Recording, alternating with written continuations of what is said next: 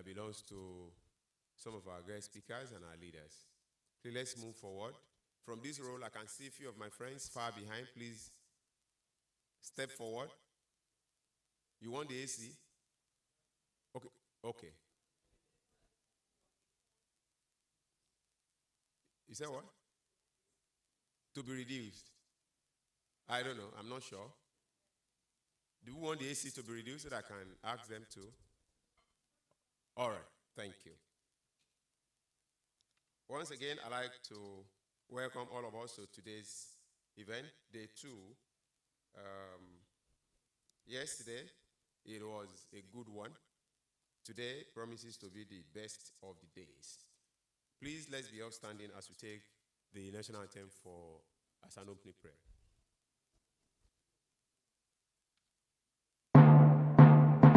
Nigeria, we hail thee, our own dear native land. Though tribe and tongue may differ, in brotherhood we stand. Nigerians all and proud to serve our sovereign fatherland. Thank you so much. Please do have your seat. As our custom is, I'd like to quickly recognize a few of our leaders that are with us this morning. In absentia, I'd like to recognize the presence and support of the President and Chairman of Council of the Lagos Chamber of Commerce and Industry, Engineer Leye Kupoloye. Also with us this morning, we have our own chair, the chair of this export group, Alhaji Sada Ladan Baki. Alhaji, good morning. Thank you so much. We also have with us this morning the Secretary General, International Chamber of Commerce in Nigeria. She was with us yesterday, Mrs. Olubumi Osutuyi. Thank you, ma'am. Thank you so much. You were here yesterday. Clearly, I can remember. And you are here this morning. Thank you so much for your support.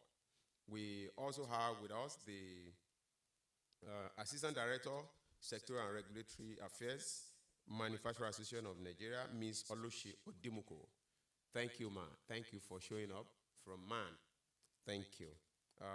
Also with us this morning, we have the Executive Secretary, Manufacturer Association of Nigeria Export Group, Dr. Benedict Obiesa. Dr. Benedict, thank you. Thank you. So you were on call outside. Thank you. Thank you, sir. Our brother, who was also around yesterday, Captain Dr. Selo. Put our hands together for Captain. Thank you, sir. Thank you. If you were here yesterday, you know, you also sat at the same position. Always with us. Thank you, Doc. Dr. Bamidele Ayemibo was around yesterday, Managing Director, 3D Impulse Consulting Limited. Thank you, sir. Please, let's clap for him. All right. We also have with us Mrs. Agnes Nwigudu, Food Laboratory Manager, Bureau Verita Nigeria Quality and Complaint. Let's put hands together for Mrs. Agnes. Is she in? All right, thank you. Okay, she's there at the back. Thank you so much. Our panelists, we have a whole lot of them here also. I'll recognize all of them as they are around. I'm told that Mrs. Ibitoye Alice, Chief Trade Promotion Officer, Nigeria Export Promotion Council, is also with us. Let's put hands together for Mrs. Ibitoye. Thank you, ma'am. Thank you. Mrs. Ibitoye, they didn't see you. You are sitting behind. Why don't you move forward? You see now why I was shouting, let's keep moving forward. Thank you. All right. To welcome us for this morning is the group chair of the export group, Alhaji Sada Ladan Baki, who is declaring today's officially open as we begin the conversation. Please put your hands together for Alhaji as he makes his welcome address.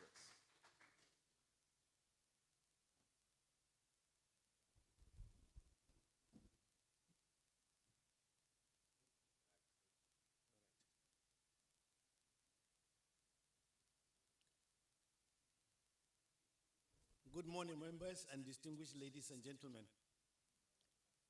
Once again, it gives me a great pleasure to be with you for the continuation of what we started yesterday. And I do hope that those who came in yesterday enjoyed what they witnessed and what they participated in. It was very, very interesting, and I hope today will even be better. As our members, participants walk in, we just have to continue with the program. So once again, I welcome you for day 2 of the Exporters Development Program, and hope that you all found yesterday's discussion insightful and valuable. We are moving to the next critical phase of our seminar, where we will focus on member access to business, logistics, and inter-African trade, and the key opportunities which the successful transshipment will imbibe into us. As we reflect on yesterday's discussions, it is clear that regulatory compliance and export readiness are foundational. They are foundational steps. But today, we will address the next layer of challenges that exporters face. That is market. How do we reach international markets? And that's why we have the guru of International Chamber of Commerce here with us. And how do we navigate the logistics of shipping? That's why Captain is very much here to tell us all the tricks that are required. Customs clearance. I don't know whether they are here today. All right, and export documentation, some of which we had yesterday. And we're going to discuss them again today. And crucially, how can inter-African trade boosted by AFTA provide new opportunities for Nigerian exporters? When we get that, we'll discuss, and we'll actually make it a session whereby we can exchange ideas on the way forward. Today's session will address these questions in detail, and I'm confident that the insights shared will provide you with all the tools you need to expand your business internationally. Our focus will be on practical export pathways, logistic solutions, and leveraging on AFTA to increase trade across African continent. Once again, we're honored to have distinguished speakers and panelists with us today. We will hear from the Executive Secretary of the AFTA Secretariat, who will share insights on how Nigerian exporters can leverage on AFTA for growth. I hope he meets, they catch up with us before the session ends. We're still expecting them. We will also hear from key players in the logistics, compliance, and market access sectors, who will provide practical advice and share best practices and navigating the complexities of global trade. Global trade is not Nigerian trade. It is not Ajegule trade. It is highly complex, with full of booby traps, regulations, which you have to be very, very careful, prepared, and above all, ready. As the Nigerian Labour Congress also always say, it is forward ever and backwards never. When you go into international trade, you have to be focused, and you have to be ready to move forward, all right? And when you have to move back, they don't call it surrender. No, it is what is called re-strategizing. You pull back, as the Chinese say, prepare yourself, and then relaunch, and you find that you will succeed. So that, with that opening remarks, I declare today's session open, and the MC, we can go ahead with the next, the first expert that will lead us. MC.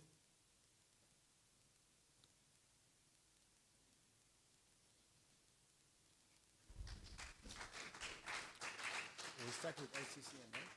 Yes.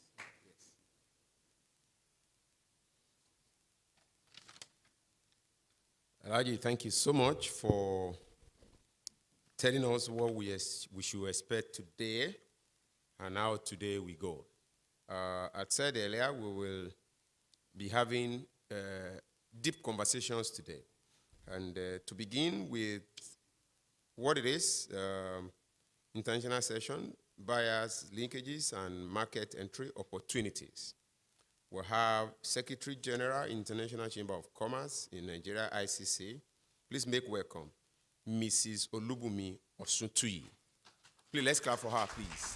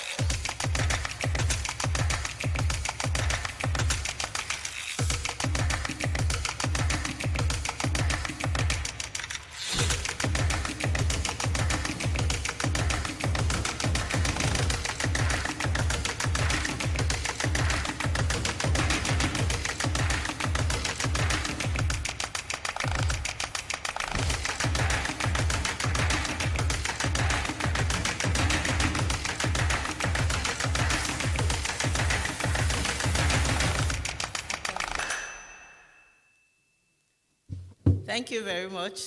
Good morning, distinguished ladies and gentlemen. I want to recognize in absentia the President of the Lagos Chamber of Commerce, Engineer Popole. I feel very greatly honored, and the Director General and members of the Governing Council of the LCCI. By the way, I decided to share our global commercial with you, which gives you an insight into all that we do in the ICC. And we call ourselves, we are ICC, and we are, the World Business Organization. I will tell you more about the ICC, but let's delve into the subject of the day. Before I go into the subject of the day, I want to acknowledge the presentations made yesterday by our speakers.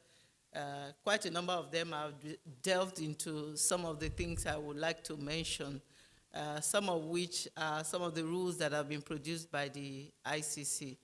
I want every one of us to,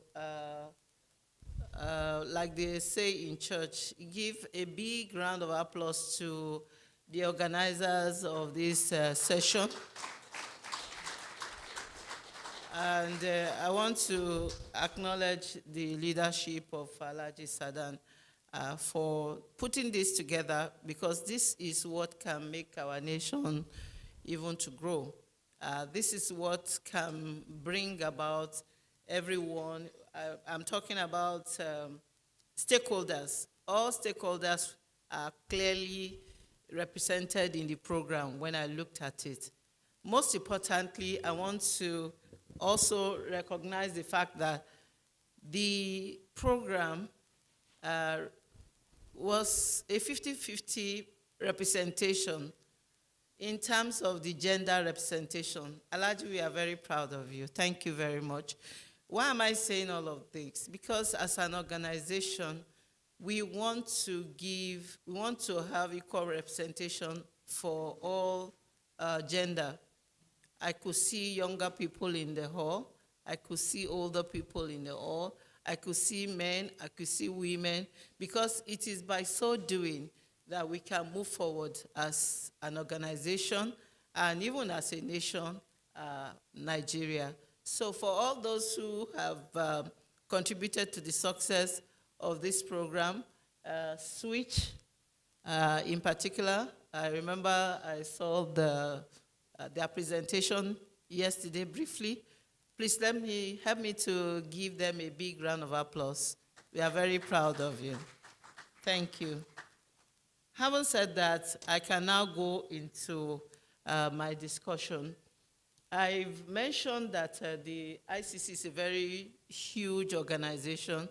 In actual fact, if I'm going to give you the figures, ICC has over 45 million members all over the world. And we presently have presence in 170 countries worldwide. We do quite a number of things. And what we believe in is that we need to have a peaceful world. Actually, the ICC started, after the Second World War, and people were beginning to look at how can we begin to trade with one another all over the world? How can we agree on the terms of the trading? And that is why rules started coming out. I have a number of rules that ICC has produced that is helping cross-border trade. A number of them have been mentioned yesterday. We have rules like the international contract terms that we call the Incoterms. The Incoterm is well over 80-something years old. So, and that is just one out of the many rules.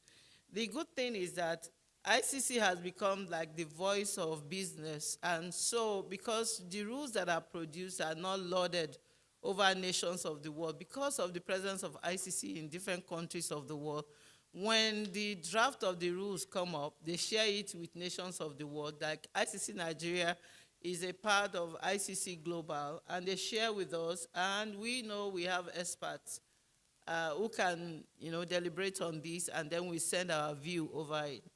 So we try in ICC Nigeria to engage in like manner. We try to engage stakeholders. We try to bring on board institutions and organizations that can be members. By the way, I need to let you know that LCCI is a member of ICC Nigeria. Please let's give LCCI a round of applause, among other chambers that we have in Nigeria.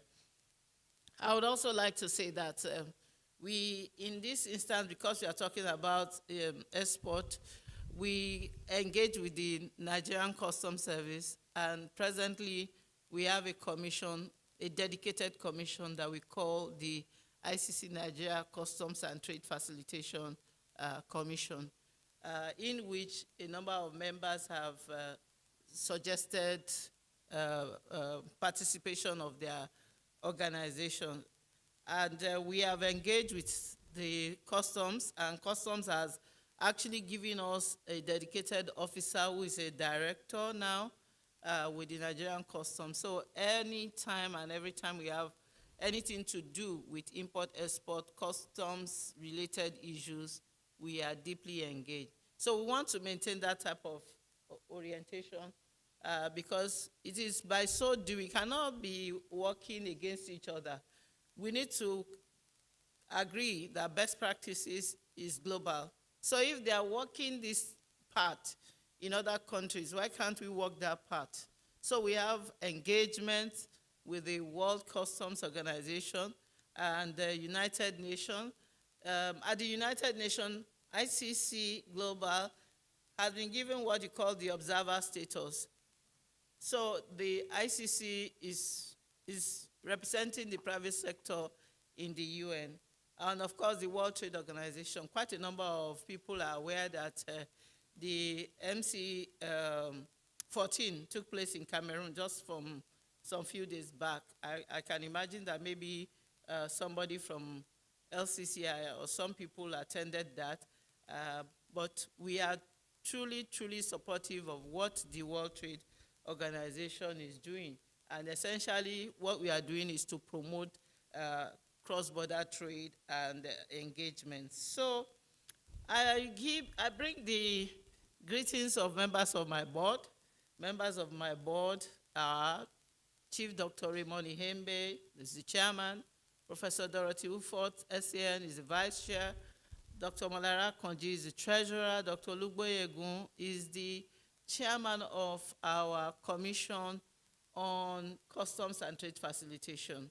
Babatunde Ajibade, SAN, is a member of our board. Mr. Patrick Ukweto, SAN, is a member of our board. And of course, yours sincerely is also the Secretary General on the board of ICC. So on their behalf, I bring greetings to this organization and this program we are having today. Let me start by talking about the topic before us. You know, it's very ambitious. I decided to situate our discussion here into after. I'm not talking about the global environment now. Let us even talk about ourselves. I like the figures that have been shared yesterday, both by Nexim and Dr. Ayemibo. And by the way, Dr. Ayemibo is also a member of ICC. I'm talking of his company, he's a member of ICC Nigeria. And so we want to situate it in the African Continental Free Trade Area. We all know what it's all about, and I'm happy that somebody is coming to talk to us more about it. So opportunities abound. It all depends on how we are able to handle that opportunity. So the agreement signifies that we need to expand market access, you know, but that is not the case. Even in the global environment, there are crises, and but we need to, even in the midst of that crisis, we need to exist. We need to do business. We need to provide gainful employment for our people. Excuse me, I need water. So the challenge, there's a lot of challenge in market access. Thank you. Am I not? Thank you very much. I'm very grateful. So I'm saying that we need to provide access. You know, we should not say that, okay, we are constrained. I like the Yoruba sayings. They said, Onokan Waja. There are many entrances into the market. The major thing is that you want to enter the market. There are instances in this area of business that even your competitor will not want you to exist and will not want you to participate in the market. And that is why I am forever grateful. I'm so proud of Dangote. Please let's give them a round of applause. This is what foresight helps you to do. You know, I'm not their PR, but when somebody is doing good, I can just imagine what would we have been doing now with this oil crisis that we have. Once again, give Dangote a round of applause. If we have 2, 3 Dangotes that has this foresight, that is taking necessary action, that is, you know, engaging and employing Nigerians, we'll have better economy to live in. So that's just by the way. What I'm saying is that this market access should be a point of reference for anybody that wants to do business. And one of the things I've been taught in the area of advertising too is that you cannot be winking in the dark. You cannot continue to dwell on the negative. If we continue to dwell on the negative, we will not make progress. When you are winking in the dark, you are the only one that is knowing that your eyes is moving. Nobody is seeing you. Even the person that you think you are winking at cannot see you. So you need to come to the limelight. You need to come to the surface. You need to engage. And you also need to identify the rules and the regulations. I appreciate the presentation yesterday again because they outlined the rules. I'm sorry, I live in the village for a longer time, so sometimes when I bring some sayings or the adage of the elderly, it's because they are very, very suiting to what I'm saying. So when we are engaging, they used to say, "Bashen shembi bai, ewo bomi." This is how we do in our space. When you do otherwise, then you have flouted the laws. Even as close as we are to Benin Republic, you cannot get to the border and say, okay, oh, I know how they engage in Nigeria. These are the customs rules. These are these. They have their own rules. So understanding of the rules of every location that you will get to in, executing your business is very critical. You cannot you cannot do without having an understanding of it. So, distinguished ladies and gentlemen, I'm talking about you need to navigate with the regulations, and it could be multiple. The regulations in Nigeria cannot be the regulations in the Republic of Benin. It can't be the same in Ghana. It can't be the same in Cameroon. It can't be the same. So you need to really, really sit down and have an understanding. Of course, many of the speakers yesterday talked about the logistics and the challenges that we have. And then the financing, how do you get buyers? And how do you actually succeed in those markets? I want you to know that succeeding in the market depends solely on you as an exporter and as someone who wants to play in that industry. International Chamber of Commerce plays a very critical role. So we are the bridge between businesses and credible regional and global buyers. And when we are saying this, we are saying that we provide structured, relationship. I just mentioned that ICC exists in these countries. Apart from the places where we exist, the rules that ICC has produced, they are globally accepted. They are globally, like we have mentioned Incoterms endlessly yesterday. The Incoterms specify that if you are going to use the C terms in your international transaction, you need to state it clearly. The two of you must agree, both buyer and seller, and so on and so forth like that. And so, as we move on, market entry, I will look into 3 key issues. The first is compliance, which I've mentioned. You have to be compliant with whatever rules. If they are talking about certification, good enough. You have been told about the specific certification, especially for the different products. So specification, it varies. Some things that you might want to be doing import, export on may not need so rigorous certification procedure, but all import-export needs one form of certification or the other. So we need to look at it and be sure that what we are trading in is not going to put us in problem. So different markets require specific certification, packaging, documentation. So we need to scale our activity in that regard. For instance, if you are sending something to a French-speaking country, to make it easy for whoever you are exchanging with, it's best to do both, English and French, so that everybody can understand what we are doing. Secondly is the logistics and trade facilitation. There are a lot of delays in ports. I remember those days that the Apapa port area was really fully, congested. A lot of exporters, a lot of Nigerians lost a lot of money because in the process of in the process of trying to enter the port, they have a schedule of who comes in and who is not able to come in and so on. Even exposing the yam, let's see, exposure of yam.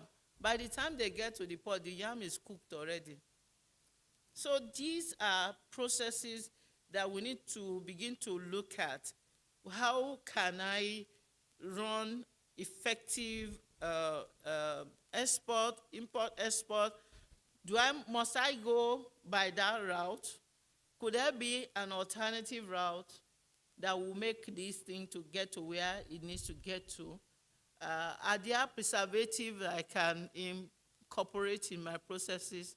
So these are things that we need to take into consideration. And then we also need to look at payment. Payment in international trade is very important, and that's why I was speaking with Switch, and I was asking how can the business that they do help to simplify the processes for those involved in import and export. A number of the speakers mentioned how Nigerians have lost resources out of the fact that when they order for something and they are paid, they don't, and quite a number yet unutilized. And that is why programs like this will help people it will open up our eyes to opportunities there is, and I'm sure quite a number of us will begin to look at areas where we can begin to engage in international trade. For African countries, trading with African countries, you have, the supply chain is a bit shorter. Logistic cost is a bit affordable. Somebody was telling, I was speaking with a colleague in Cameroon, the program they had in Yaoundé, and the person there said, Mommy, but you can come by road now,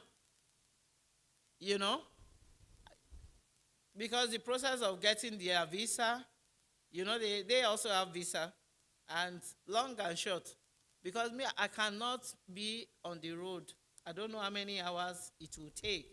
But what I'm saying is there are always alternatives and legitimate alternatives. So let's open ourselves to opportunities of moving ourselves and our goods from one location to the other. And then faster penetration. I can imagine that even if I have to go by road, because I'm that complexion like African country people, I can pass. So it's unlike if I'm going to any European country, the first stop is at the border point. Yes, I have to show my passport, I have to show this and the processes. So, but that is not really so difficult when we are moving from one African country to the other. In fact, some countries in Africa have made their country free entry. ECOWAS ideally is supposed to be free entry, free exit. But of course, in recent time, because of the challenges, Boko Haram, kidnapping, and all that, some of them have had to put some form of checks and balances so that they don't have people infiltrating into their country unwelcome. The next to that I will say is that, we need to structure value chain, and that's why I would suggest that maybe when next they are going to have this session, we may want to learn from those who have value chain from like Nigeria to the West African coast. Let's even start with that. How do you move? I know Dangote sell their products. I'm not trying to put Dangote on the spot. There are other Nigerian products that go to other countries in the West African coast. So maybe they want to do a kind of experience sharing that makes it easier for us. So I think we need to look at those opportunities. We look at the market access, beyond tariff. True access requires removing non-tariff barriers like the border delays, inconsistent regulations, and limited market information.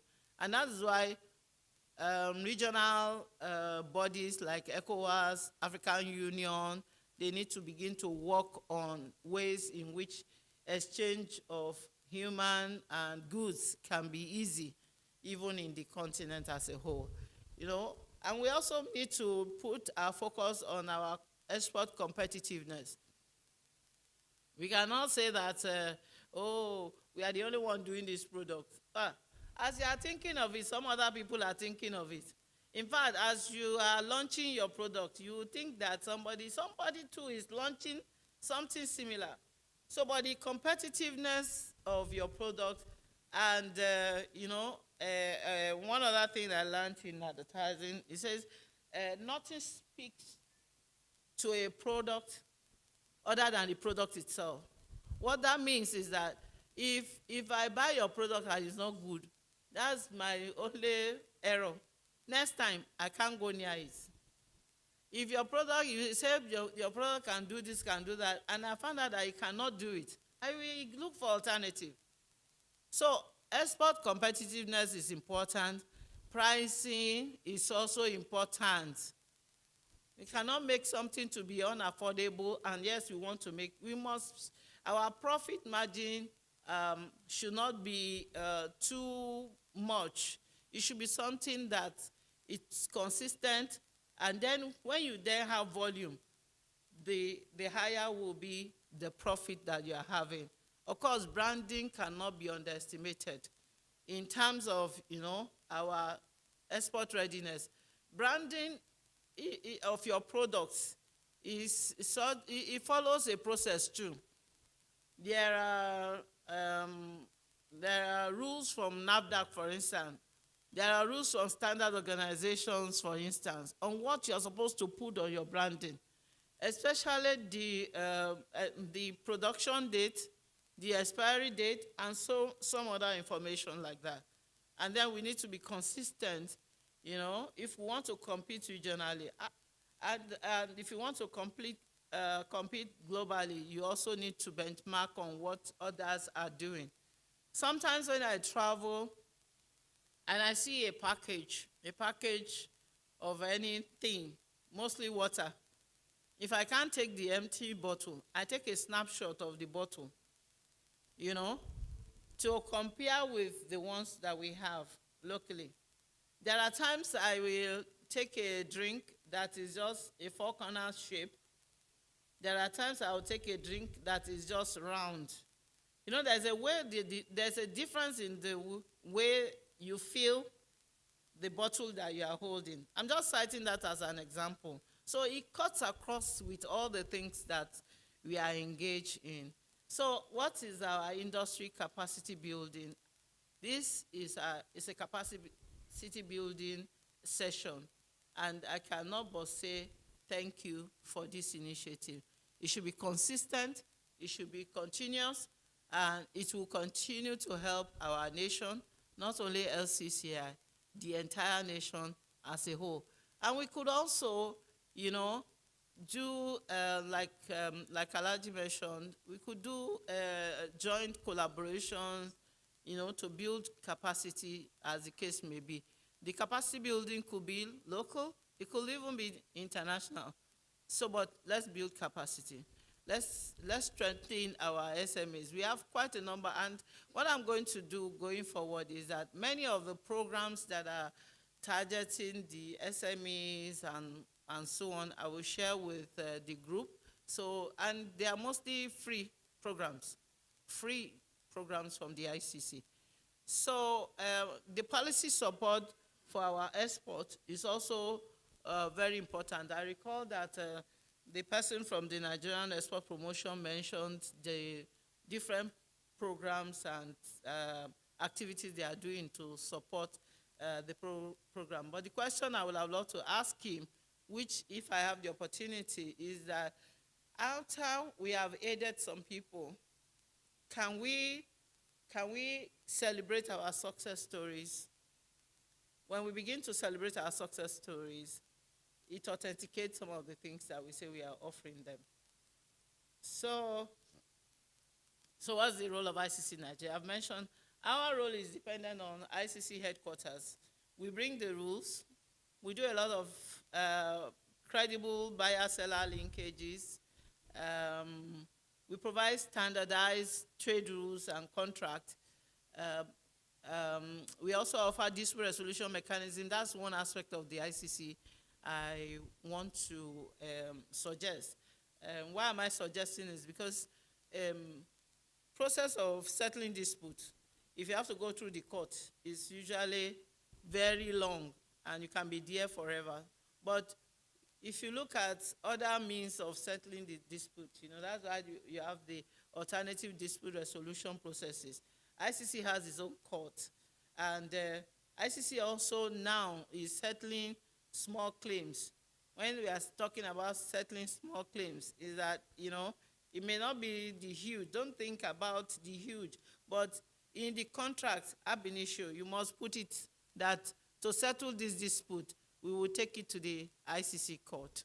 It must be stated in the contract. And then we build capacity for export readiness because ICC produced a publication. They call it Global Standard for Import and Export. And annually, we conduct a 2-day program at the ICC headquarters. I will also share with the chairman for those who may wish to attend. I recall that we have had the benefit of having Alhaji Steam in one of the sessions that we have had in the time. So our focus is to ensure businesses are connected, prepared, and protected. In fact, that's worked well with our mission. Our mission is to make business work for everyone, every day, everywhere. So what are the key takeaways of our discussion? Market entry is a process. It's not an event. It's not something you do once and then you leave it at that. You do it again and again and review it and again, update it, upscale it, and then you plan for compliance. You plan for, your logistics, your financing. You also look into buyer linkages that are structured and verifiable. Don't do business with somebody that you don't know. Yesterday, someone was saying that, please don't send a copy of your business paper to some people. There are quite a number of people who are taking advantage of our ignorance, Many a times, some of us, we are just starting business with someone say, I have business partner. They are from the Philippines. They have sent me their picture. That alone, we are satisfied with it, and we begin to give them everything. Give them everything. And that's a bit dangerous, So please cross-check the linkages before you make commitments financially so that you don't lose money. Intra-African trade is a strategic advantage for us if we take full advantage of it. And then leverage on institutions like ICC to reduce your risk and accelerate your access. For instance, many of my members, if they go to anywhere in the world and there's an ICC there, it's just a mail to me. And I will connect the person to the ICC office that is there.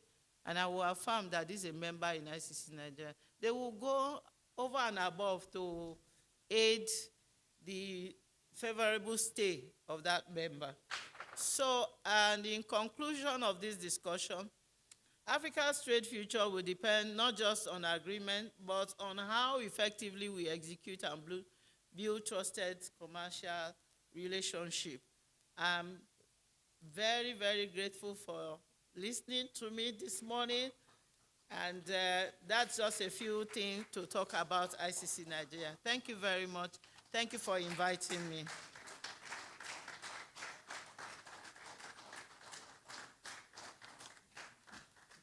Thank you. Thank you so much.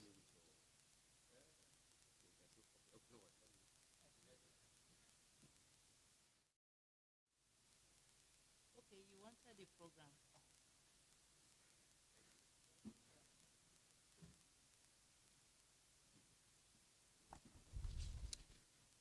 All right, thank you so much, ma'am, for that perspective about the ICC. You have sufficiently educated us.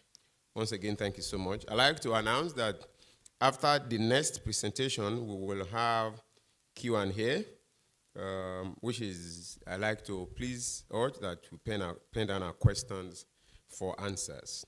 After the Q&A, we will have panel session that you could see.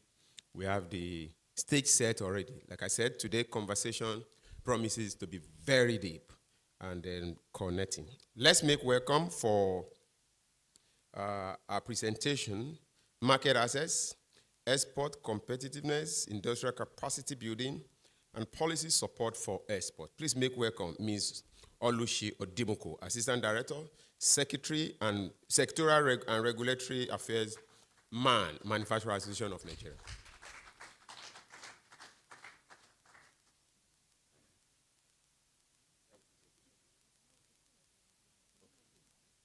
Okay, that's fine. That's fine.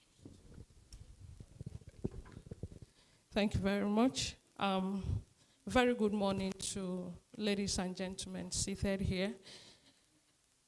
Especially, I would like to thank the leadership and the Council of Lagos Chamber of Commerce and Industry for inviting the Director General Manufacturers Association of Nigeria, Mr. Shegu Ajayi Kadre, who would have loved to be here, but for some equally important assignments outside the country, he has asked that I represent him.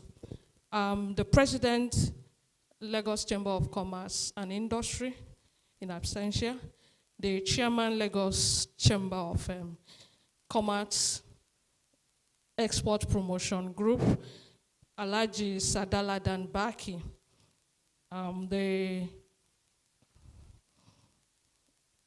Islander will be having the CEO and Executive Director of Nigeria Export Promotion Commission.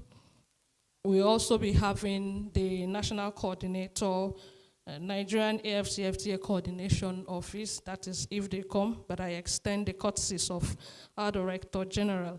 The Secretary General, International Chamber of Commerce, Nigeria, Mrs. Olubunmi Osuntui, thank you for being here.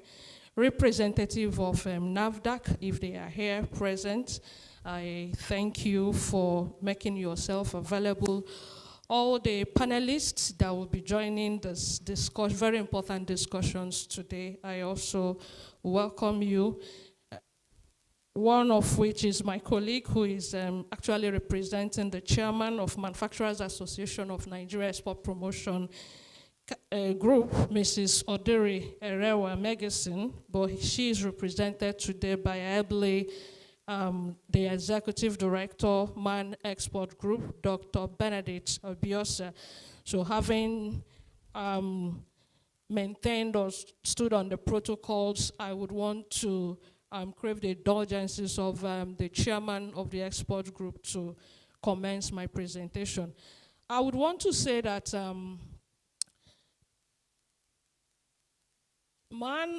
Manufacturers Association of Nigeria, it's one of the key business membership organizations in Nigeria. And there are several offices that we have across the nation, about 16 of them, and then we have 10 sectoral groups. We have the food, beverage, and the rest of it. But my assignment, or my Director General's assignment here today, is to ensure that we lend our voices to the growth or enhancement of manufactured products in Nigeria. And without wasting much of our time, whenever the issue of export is being discussed, what comes to our mind is that it's a very defining moment for every one of us. And why is it a defining moment? Because as we are seated, we are having doors of opportunities that are being swung open for all of us. And this goes a long way to say that even though that these opportunities are being opened, what are they open for? They are open for diversification of our products. And for a very long time, we've been talking about reduction of dependence on imports.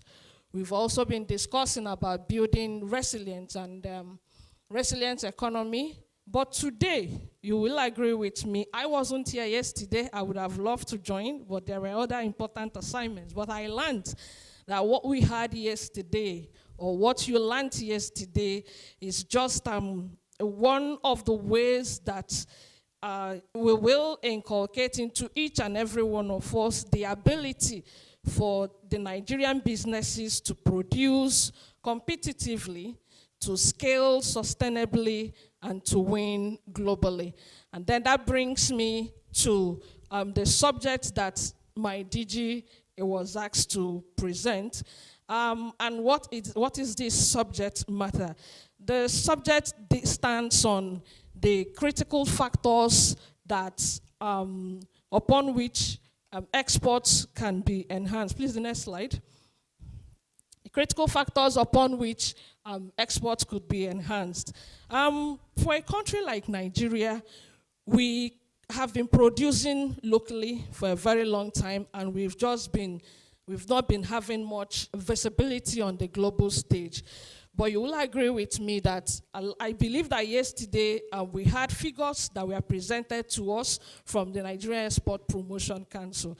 In fact, the Nigerian Export Promotion Council boss, in her release earlier this month, she made mention that exports in 2025 in Nigeria was an all-time high. And that is to say that Nigeria exported to about 120 countries, having exported to 11 countries in ECOWAS countries, to other 25 countries outside Nigeria. And if you calculate them, the numbers are increasing. And that is about 36 countries that Nigeria exported to in the course of 2025. And the volume of exports for 2025 increased from 7.29 million metric tons from 2024 to 8.02 million metric tons in 2025. You could see that there is a 10% increase in volumes, and that's a good story for every one of us seated here. About 281 non-oil exports were exported, were traded from Nigeria, and then there were a mix of those exports. We had agricultural commodities, processed and semi-processed industrial products, and solid minerals. Please, next slide. Then on the list of our top export destinations for Nigeria, of course, Netherlands comes first, contributing to about 17.53%. We had Brazil that contributed to 10.35% and 7.63% by India. That didn't mean that these are the only countries that we traded with. There are a good number of them, but these are the top three export destinations for Nigeria. The picture there shows the commodities that were heavily traded on in the past 1 year. Next slide, please. Sorry, I think I'm the one having the... Then these are some of the details of exports that we had in 2025. And going ahead, I believe, or we believe, that we can do more. And why did I say we can do more? Currently, we are having myriad of challenges.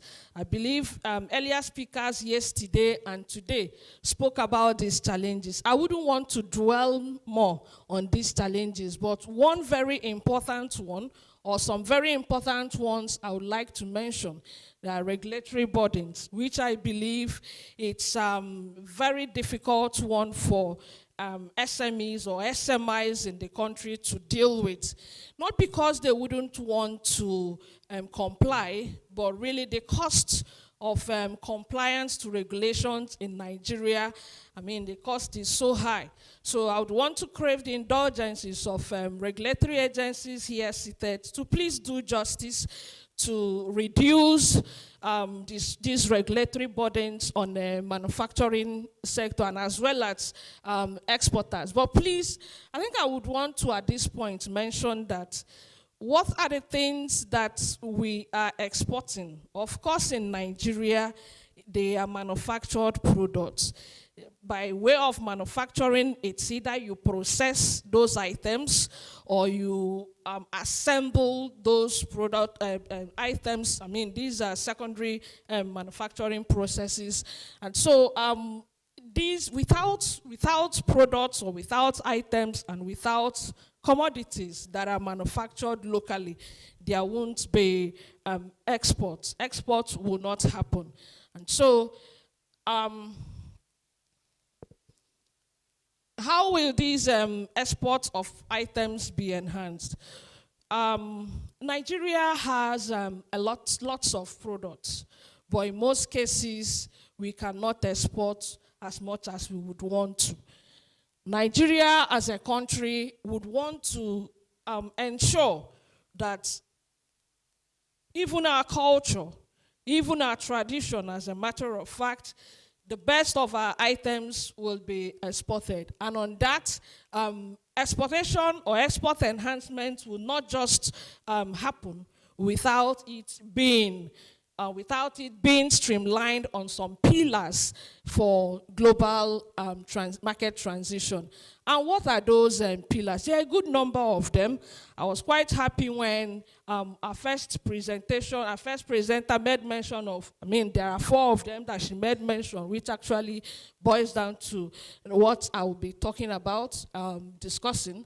And she made mention of market access. And I believe that so many of us that are seated here today, when we talk about market access, some of us may think there is nothing to market access. Please know that, first of all, by simple definition, market access is the ability of a country or a company to trade its goods or services, or either in a local market, which this presentation is not about local market. We are talking about regional markets, and we are talking about global markets. In Nigeria today, a good number of our exporters are not actually doing well, not because they don't have products, but they do not understand the pathways to the market. And then there are standards which we believe every exporter or every producer or every manufacturer must comply with. It's very important to mention that some of our small-scale industries do not have solid business networks and positioning. The section of ICC, while she was presenting, made mention that if you're an exporter, you need to know who your partners are. It is very, very key. It accounts for great success in terms of penetrating any markets that you would want your products to be sold in. Then for global market entrance, there are strict requirements. And what are those strict requirements? There is quality certification, there is traceability, and there are packaging standards as much as compliance framework. Please, I would want to, at this point, mention that I think one of the major challenges that we are having in the country today, as far as exports of our products, manufactured products is concerned, is because some of our SMEs, as much as possible, find it very difficult to live with standards. For them, it is very difficult to comply. But at the same time, while we've engaged most of them, I think their challenge is a lack of the nitty-gritties of compliance. And like I mentioned earlier, compliance costs is burdensome, but if our regulatory agencies will go a long way to not just to reduce, but to harmonize their regulatory functions or responsibilities over and above manufacturing operations in Nigeria, we so much believe that compliance will be very easy and our products will be adequately positioned on the global stage. Then beyond compliance, there is market intelligence. Market intelligence is key. Some of our exporters do not understand the demand patterns. Some don't even understand pricing structures. What constitutes the pricing structures? They also do not understand consumer preferences in the target markets.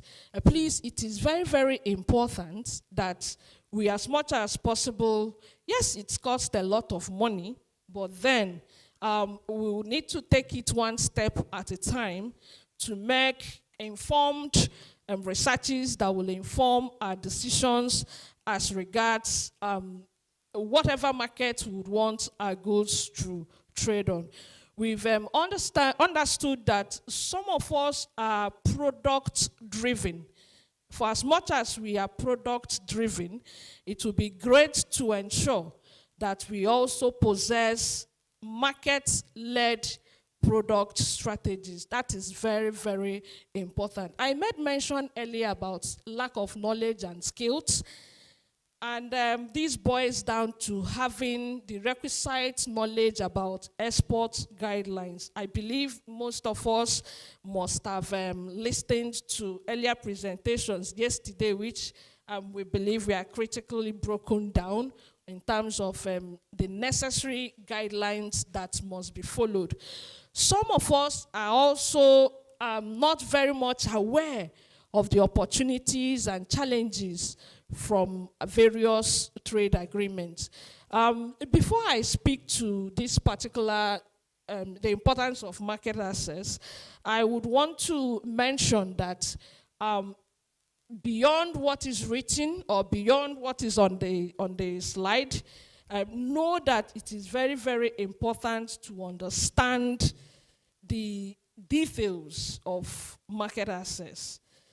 You need to understand it, and you also need to understand the positions of every country, or for instance, Nigeria's position when it comes to the types of products to export to, maybe to Africa and then beyond Africa. And what are the importance of market access? First of all, it enhances regional and global value chain. I would want to dwell a little bit on this. For it to enhance global and regional value chain, it must enhance our local value chain. As a single company existing in isolation, you may not be in that position to, for instance, if there is a product to be exported out, and there are various components to that particular product, and there are different processes that must happen. It is not compulsory that all the processes must happen in your facility. It is very important to understand that there should be linkages from one business to another, so that those processes of that production of that particular product will be enhanced, and then that creates a local value chain, which extends to regional and then global value chain. Market access also protects local industries and creates industrial clusters. I think I've mentioned that. It enables creative innovation. It also enhances business linkages, increases the GDP of a country or an economy. And when all these are done, of course, we will have a lot of us in the workforce, in businesses, and then that boils down to employment generation. More importantly, I needed to take this one last because a good number of us, it's either we are not aware of it or that we are having difficulties understanding it. Please permit me to say at this point that geopolitics happening in the global village today, one of the reasons is for manufacturing sovereignty. Yes, what is happening at the moment between US, Iran, and Israel, yes, is an aspect of nuclear sovereignty that, one of the nations would want to take advantage of.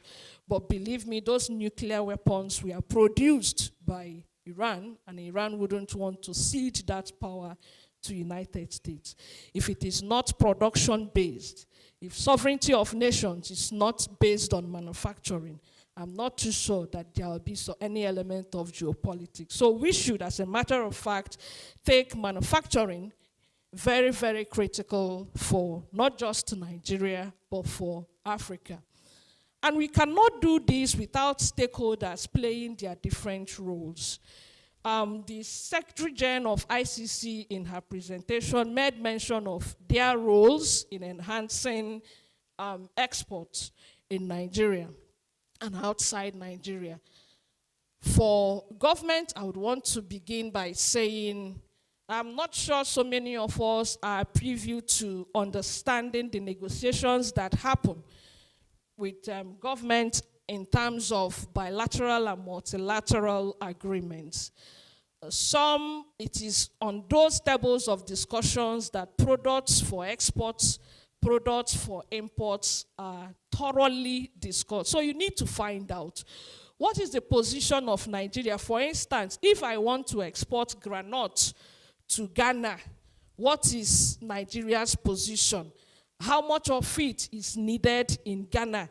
How will Ghana accept it? So it is the role of government to ensure that negotiation on market access, it aligns with industry policy. And then they are to ensure as much as possible that local industries are reasonably protected. And at the same time, the reason why we are here today is to ensure that government listens when we tell them that there is need for them to facilitate trade missions. I think currently, in the past few months, we've been having issues with Nigerian Customs Service on their role in facilitating trade mission. And what's that issue that we had? The 2023 Nigerian Customs Service Act, embedded in it 4% FOB to be paid by all importers. That's a huge one. If you sit down to look at that critically, you will see that 4% FOB, for instance, for a raw material that should come into Nigeria at 5%, the person or that's the duty on that import will not just be 5%, it will be as high as 10% with the addition of 4% FOB. And so that's a difficult one. For us, it is not a way of facilitating trade missions for SMEs. And at the same time, government should try as much as possible to create structured export pipelines for SMEs. And then what are the roles of SMEs, roles of businesses, roles of all of us that are seated here today? It's very important, like I made mention before, to understand agreements that are based on or that decides what products to export. We need to acquire global certifications at subsidized fees. And why I said subsidized fees is because there are industry associations that discuss or that organize global certification for some of their members at subsidized fees. MAN, for instance, is currently discussing that, and we believe that once we conclude discussions with the necessary certification bodies, stakeholders will be informed. Then you as a business, it's not compulsory that you know everything about the business. I mean, documentations around your business. So it's very critical that you hire appropriately qualified, talented persons to help you in running your business.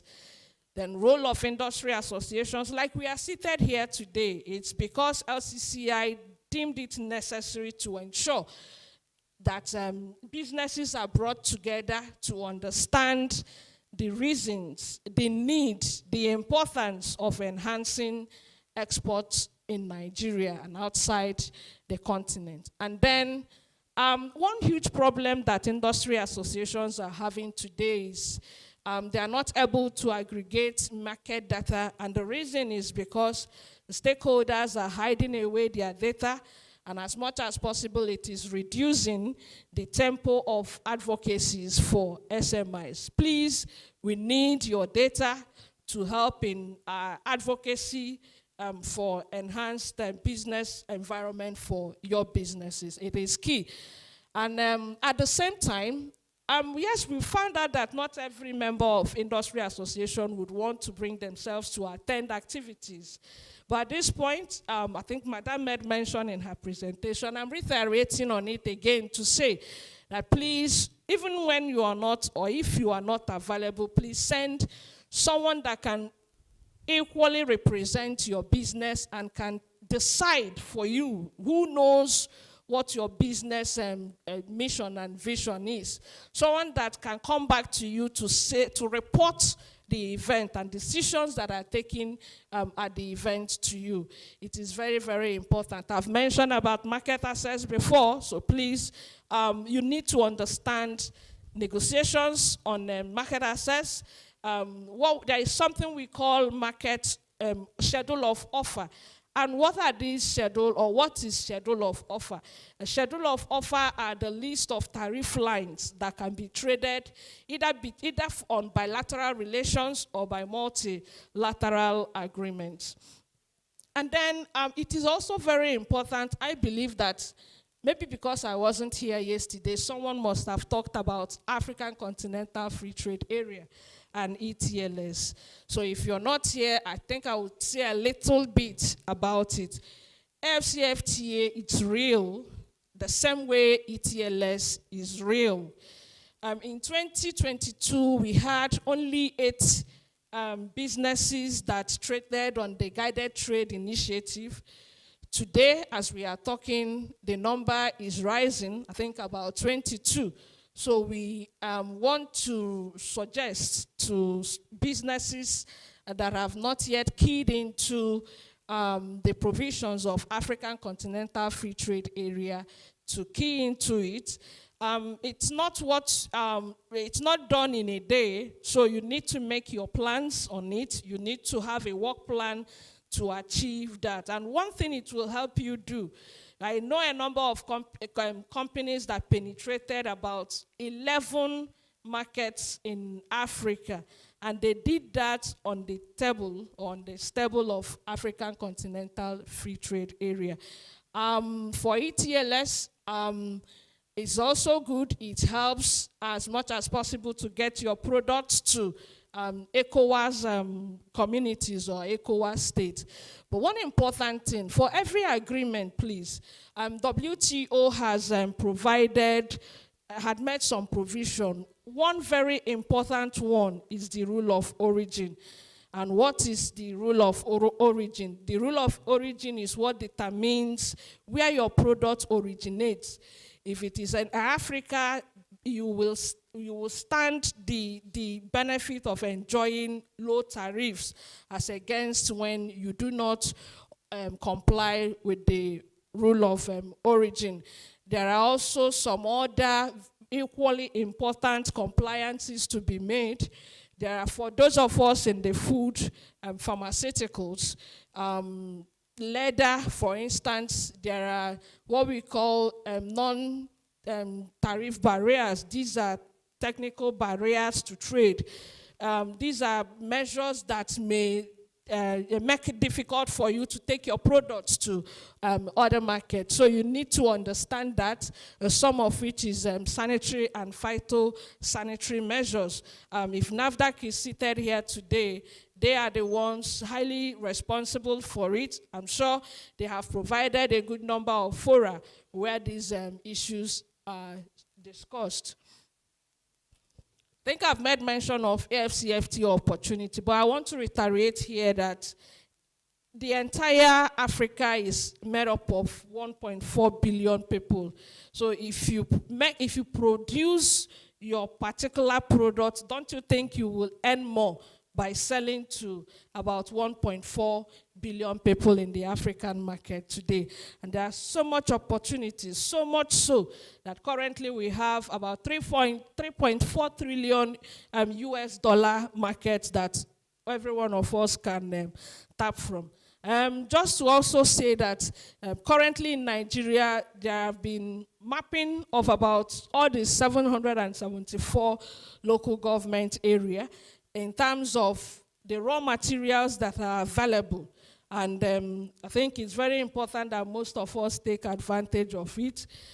You're not just going to export raw materials, there has to be value addition. So a little mathematics I wrote down there is that market access is you understanding the standards that are necessary, you understanding the pricing, that's the cost of your product, having a good knowledge of the necessary trade guidelines. Logistics for now is a problem, and I believe that the African Union and the interministerial committees, heads of states, they are discussing the issue of infrastructure and logistics along the corridors of trade, and then policy alignment. So once we have all these, that will go a long way to enhance exports. Then export competitiveness. It's not enough to produce your manufactured product or your processed item and want to push it out there without having a good value differentiation. You need to, as much as possible, add value. Value is key. At the moment, I think we are having issues as regards having proper investment in beneficiation industries. And what do I mean by that? What I mean by that is all over the country we can see a lot of mining activities that are going on, and these mineral products are exported out of the country just like that. Thanks to Raw Materials Research and Development Council for the act that I believe is being passed. If I'm not too sure, it's at the floor of the National Assembly. It's made provision for 30% value addition for raw materials and minerals before exportation from our country. And then we have our creative industries. We have to, as much as possible, put some level of creativity on our products, on our services to be exported out of the country. I'm sure trade documentations must have been mentioned over and over again, but please, it's very important. It makes you ready for your export, your certificate of origin, your bill of lading, your customs clearance compliance, and understanding procedures and requirements. Now the big one, industrial capacity. And what do we mean by industrial capacity? At the moment, products that we are exporting at very low volumes. There is low level of productivity and limited growth. And this is being orchestrated by limited access to finance, outdated machinery, skill gaps, and low production scale. This is really affecting the level of industrial output that we are having in the country today. For there to be enhanced exports, of course, there should be intentional and systemic capacity building, which must, as a matter of fact, involve strengthening of supply chains to ensure consistent input availability. And as much as possible, it has been difficult for me to understand why we are not having local grown technology in Nigeria. There is no country on the surface of the earth that will give you their modern technology. And the reason is this: if they give you their modern, very latest modern technology, you will outcompete them. So really, it is very important that I mention that one of the very keys that should be taken seriously for intentional and systemic capacity building is to ensure that we develop our homegrown technology. That will go a long way to industrialize our ecosystems, production capacities, and enhanced volume of export. A policy imperative or policy support for export, it's a very big one. It's a very big one for manufacturers. It's also a very big one for importers and exporters. And why do I say that? If we have all the other three pillars that we've made mention working, and if this one fails, honestly, as a country, we have failed. And this has been happening for a long time. Nigeria doesn't lack policies, by the way. Nigeria has lots of policies. But the challenge we have today is because those policies are inconsistent. I mean, for every other government that comes into power, there must be policy somersault, and that's not helping us. There are implementation inefficiencies, and those we need to address them. As a manufacturer, as an exporter, you need stable and predictable policy environment, and that will help you as much as possible to plan the phases of growth for your businesses. Few weeks ago, we had our federal government launch the industrial policy. I wouldn't want to talk much about that because I read in between lines of improper consultations that were made, and it's not nice. It didn't show a level of complementarity with trade policies. And the reason why I said this was that equally, almost at the same time, our federal government signed bilateral agreement with one of the Middle East countries without doing proper consultations. We had that particular country negotiating or negotiated more tariff lines than Nigeria. So what our government saw was maybe compacted lines for the Middle East country, thinking that we will be at an advantage. But if you break down the tariff headings and the tariff lines, honestly, I wouldn't want to say this because truth is bitter. We will stand to lose our production base as a country if we continue on that bilateral agreement with the Middle East country that has come. So we need to ensure that as much as possible, whatever trade policies that we are discussing for our nation complements the Nigerian industrial policy. I made mention before that the reason why there are levels of geopolitical unrest is the struggle for manufacturing base globally. I don't know how many of us understand that. If you read it deeply, you will understand. The United States First policy is all about claiming back their manufacturing base. I made mention before that without manufacturing, there won't be export. And so we need to get our manufacturing right. We need to ensure that policies are consistent. We need government to ensure that there is improvement in forex access by businesses that need it. We need export incentives. I would want to thank Nigeria Export Promotion Council for what they have been doing in terms of support that are being given to businesses, especially the small-scale industries, to ensure that their businesses grow, and as much as possible they they generate employment. Then I would want to overflog this particular one, streamlining regulations. It is killing, it's stifling our businesses. Government agencies and MDAs that are here present, please, if you want us to come and lie down to you or for you, we will do that. At the end of the day, the reason why we are here is to ensure that as much as possible, exports from Nigeria for 2026 and going forward is enhanced. And when all these pillars are put together, it is important that they will enhance exports. For me, it is not a question about if we want to enhance our exports. The right question for me is, are we ready to do what it takes to enhance exports from Nigerian market to the global market? If we are ready, believe me, there will be strategic shift from local to global market, just as the theme of this discussion that started yesterday.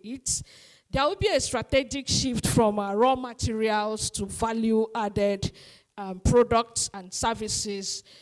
Companies will cease to be isolated in their different silos. There will, as much as possible, be some form of new business ecosystems that will be formed. And then we will begin to move away from the coven of uncertainty to clarity. And by way of concluding, I would want to once again thank the leadership of Lagos Chamber of Commerce and Industry. I saw the DG working. Madam, thank you very much for giving the Manufacturers Association of Nigeria this opportunity to join your meeting. We are very grateful. The chairman, LCCI Export Group, we are very, very grateful for the invitation extended to us. And to the participants, thank you for listening.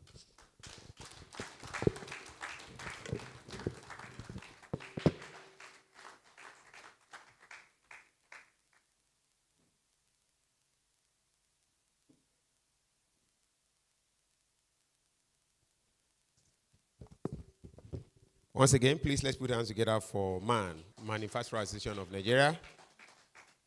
Thank you so much for doing a good job to what we have.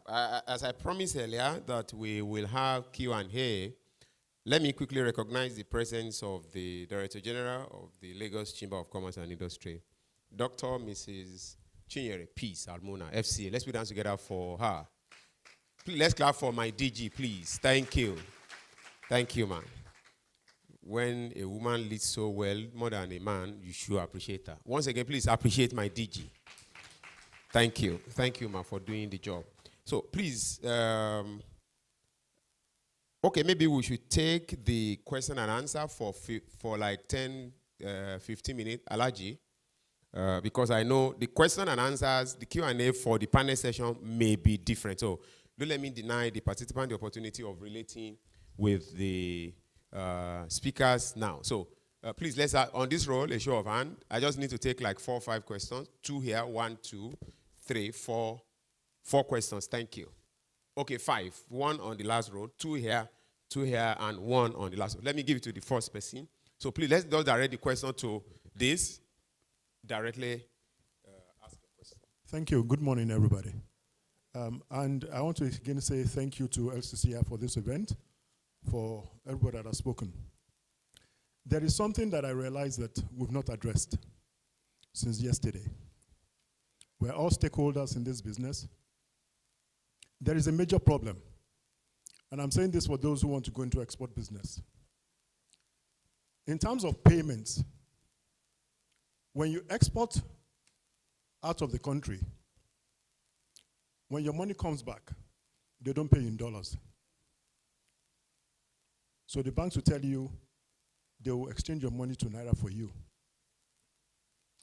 Sitting here, as we sit here, this gathering here is not complete. The customs are not here. The CBN are not here. We cannot talk export, right? And I thank my Oga, Dr. Imibo, for what he has done, speaking here, talking about documentation and all of that yesterday. So, as stakeholders in the business, so I would expect that after this event, the CBN, all right, the CBN are part of the problems. I don't want to call them a solution. They are part of our problems. The reason why people go into export is for them to be able to earn foreign currency. It's a major need. So if we're saying we're doing export, the CBN need to understand that, look, these people, and it is worse enough that the CBN has given international organizations access to their foreign currency. So the IOCs can repatriate their funds in Forex, while we Nigerians in our own country cannot repatriate our funds in Forex. It's absolutely wrong. So please, it's something that should be discussed in the communique that's going to be passed across so that can help everybody. Thank you. Thank you, sir. I was going to say that, but we'll allow you, Alaji, to make comment on that to your observation. Number 2. Okay, so good morning, everyone. My name is Adilowo Olusegun. Okay, so I'm a newbie in export business. Okay, so, but I actually wanted to ask this question yesterday, but maybe because we're trying to, Okay, so how can NIBU secure funding to start our export business? I'm aware that most banks, most financial organizations don't want to fund new business. Okay, so that's a first question. Then the second one is about, I also realized, I noticed that from the statistic presented yesterday that most of items being exported are either agro-produce like cocoa and the rest, that they are like mineral resources. That we have, Nigeria has a lot of mineral resources, but if you look at the statistics, those mineral resources that are being exported are very low. Okay, so I'm seeing that like maybe there's a there's a kind of limitation from people exporting such, or probably there's a kind of ignorance. Maybe people don't actually have a kind of exposure as to exporting that kind of mineral resources. We'll leave that to Alaji to enlighten us on that. Number 3, yes, ma. Good afternoon or good morning. My name is Bosun Sholari. I'm an LCCI member. I have 4 questions. 2 for man. I'll be fast. 2 for man, 1 for Madam ICC, and 1 for LCCI. DG, no. DG is listening to you. And 1 for LCCI. Now, my first one is to ICC. We keep talking about value addition. All the data that were reeled out by NEPC and co are all on commodities. Value addition, which most people are now trying to pay attention to, but we don't intentionally talk about it in most of what we do. Which way out? Or whoever can answer that. Then ETLS and AFCFTA for man. AFCFTA, madam, you talked about GTI.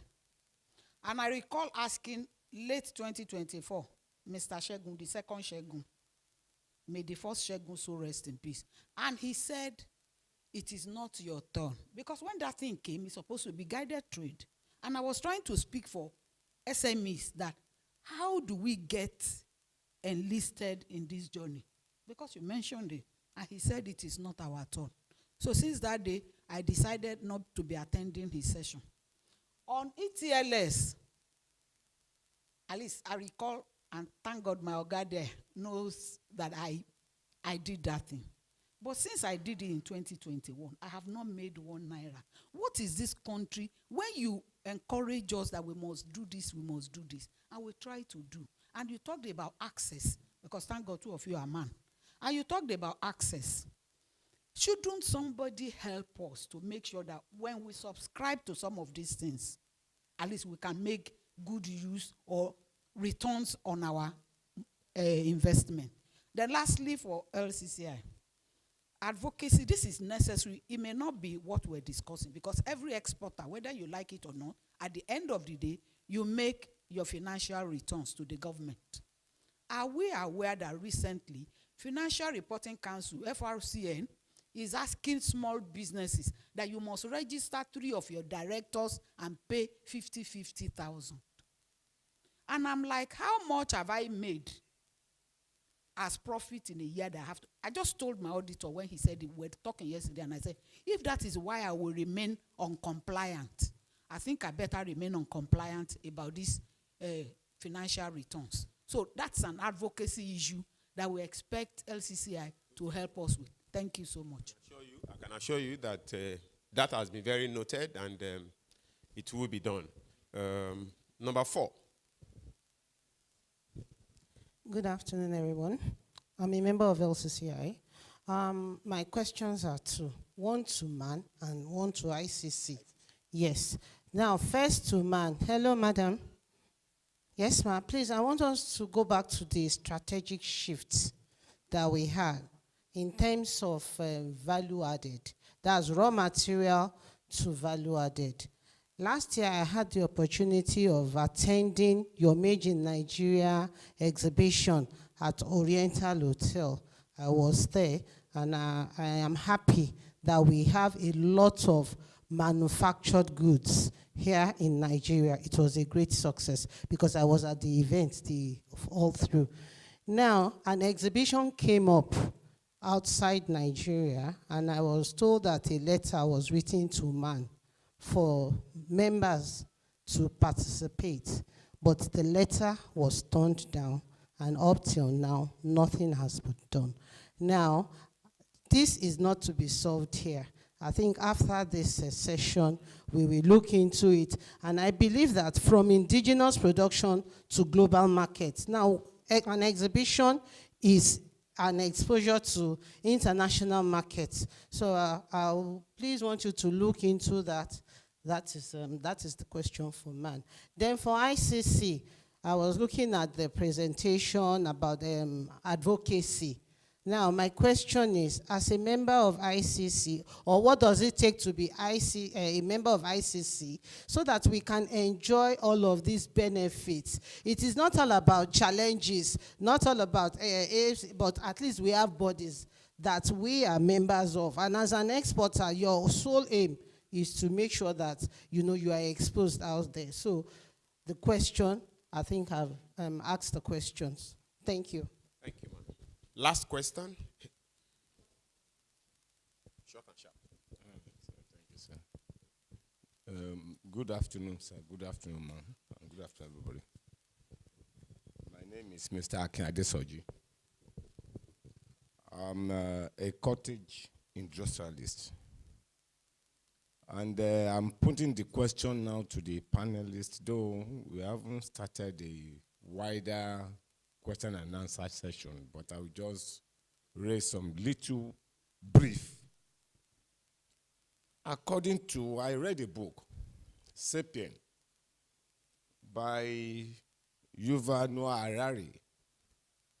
And the man says, the wisest economy policy is to keep politics out of the economy. But reverse is the case in Nigerian content. And by saying this, when money were being made for disbursement for entrepreneurs, the government, they hijack it in the name of politics. And the money won't get to the entrepreneur that the money were meant for, especially through our governors. They have hijacked the whole system. Now, no, let me just do one or two things. I commended Madam from Manufacturers Association of Nigeria, though I've attended various of their seminars at a landmark many years ago. And what I'm just asking them now is this. The issue of this after and this AGOA something, these things are not translating to the common manufacturers. They are not implementing it at all. Because if any manufacturer says that they are being implemented, then it's going to be on a 2% basis. This after issue and this AGOA issue, they were being, Ghana is more beneficiary than we Nigerians. That's number one. Then the industrial hub, as a manufacturer or as a cottage industry, the government needs to make an industrial hub so that we can intercede and we can intercept and we can crossbreed within the manufacturers and the small-scale industrialists. For now, I still hold on for the larger questions, sir. Thank you, sir. Thank you. I know if I'm not on you with this microphone, you will not hold on. Please keep holding on to the larger time of question and answer. But I allow our leaders to quickly react, very brief, to these things. Let me give to MAN, because I think some were directed. Okay, yeah, DG will react. Okay, man. Briefly, man. Thank you very much. I think the questions that were asked for man boils down to details, nitty-gritties of AFCFTA and ETLS. I think my colleague here will do justice to that because that's his responsibility. Thank you, sir. Thank you. I'll start from GTI. So I apologize on his behalf to have said that it's not your turn. Lee Luke, that mama that does bag, was the first Nigerian company to be issued certificate of origin. She is not a very big company. She's not, yes, she's becoming big, but she's not like the really standard of manufacturers in terms of size. Are you getting it? But she's the first SME to come into it among the 8 companies that exported that day. Alhaji Sada is here. He exported clinker that day. so Dangote exported that day. Let me put it that way. So many of them exported, but it is like I said, I apologize on his behalf. That is not the right thing to say. I will use this one to answer the question from that man, still on AFCFTA, that if you go to any state in Nigeria, the headquarter of that state is usually more beautiful than another town in that state. True or false?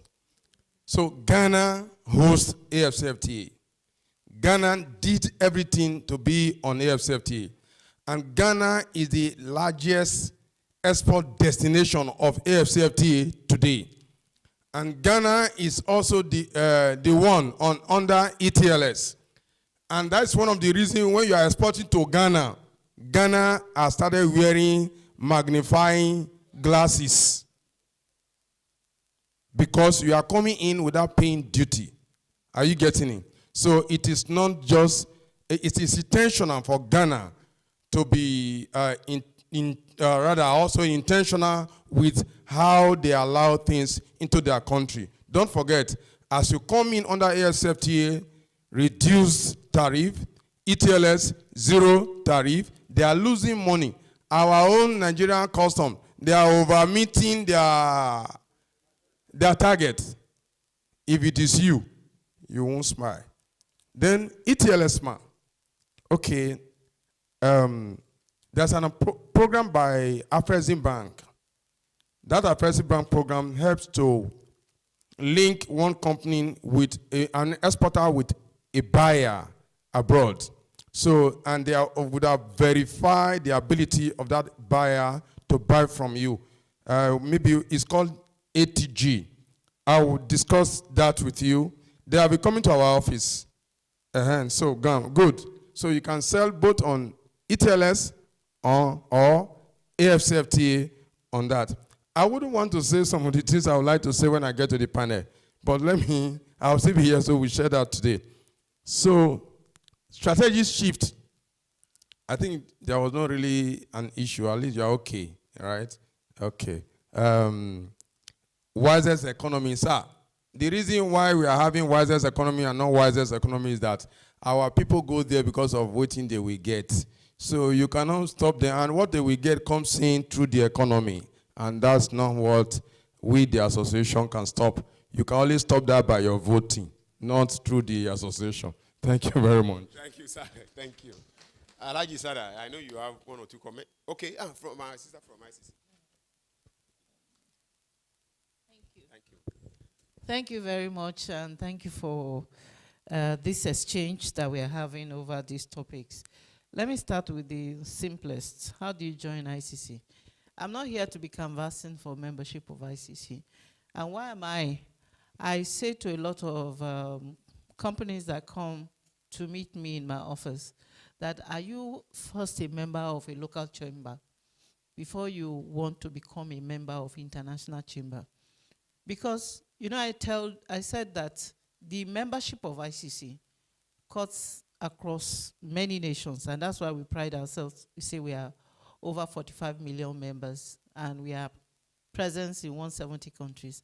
So if you are not yet a member of a local chamber, the benefit of what chamber can offer to you, you may not understand. And then it becomes burdensome to pay your subscription. So I don't canvass for that. Rather, I go to the chambers. I have Lagos Chamber as member, Abuja Chamber as member, Nasima is a member, Bilateral Chamber, Nigeria American is a member, which other? Nigerian British is a member, Nigeria, China, and we have different chambers. And on that platform, even that is just one department of what the ICC can offer you.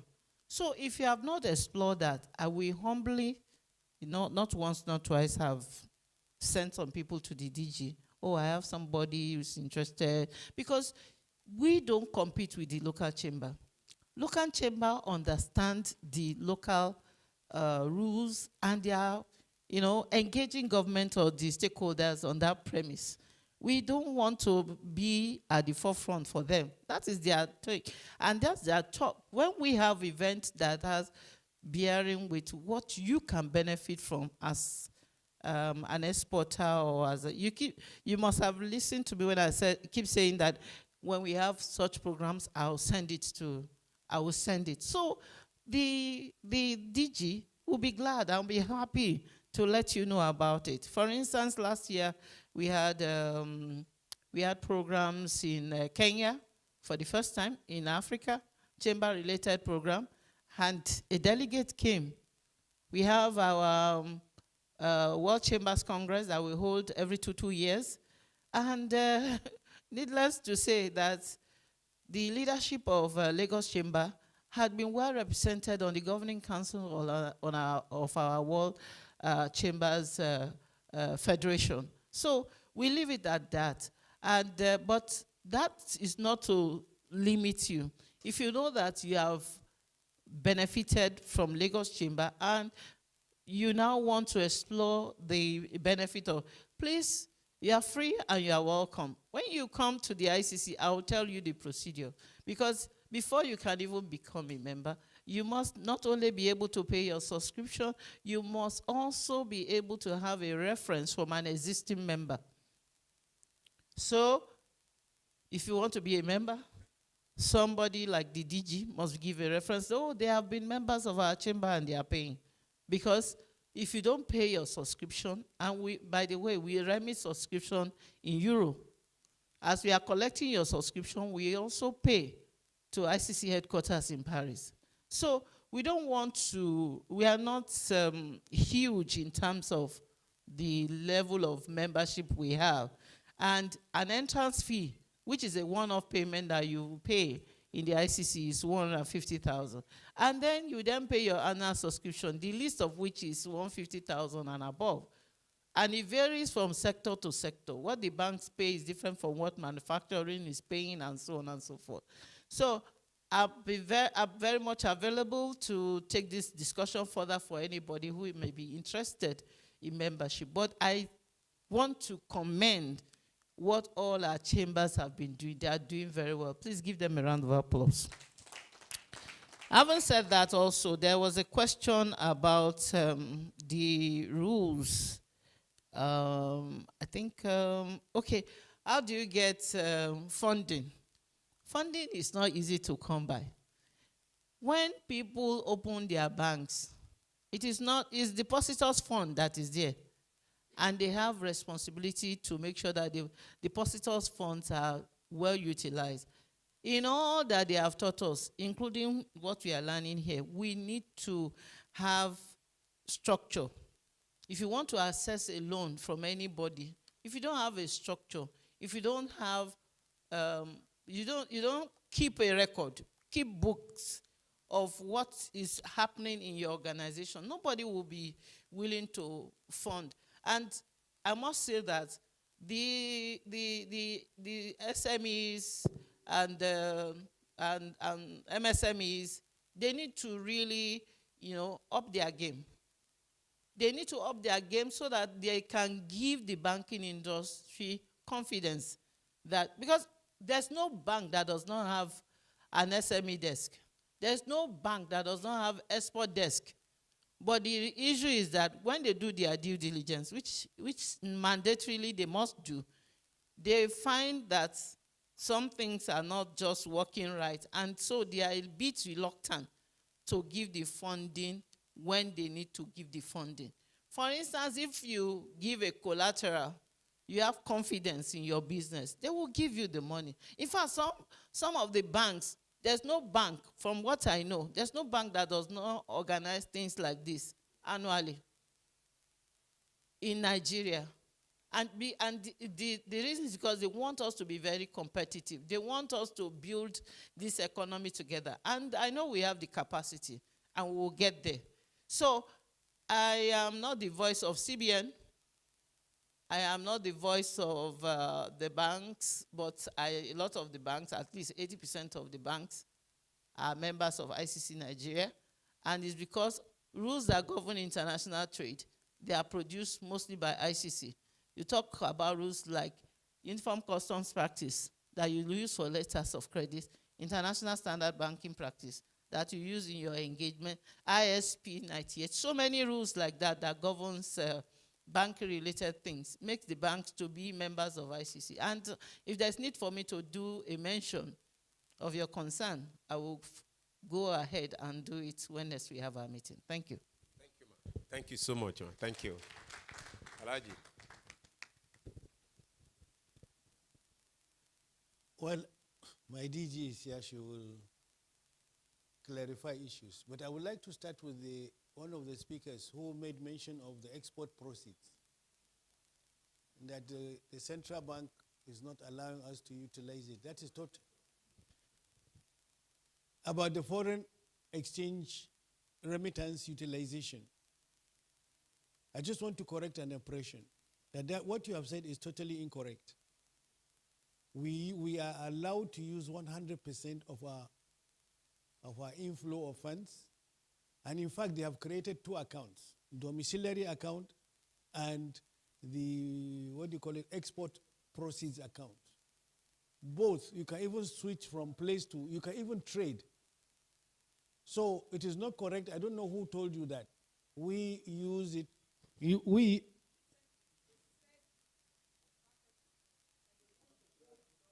No, I am coming. I'm going step by step. If you want to convert your dollars, all right, into naira, you go through the bank. Or you withdraw it cash. You are allowed to withdraw your cash. Yes. Excuse me, and excuse me again. You see, many people is hearsay. Be practical.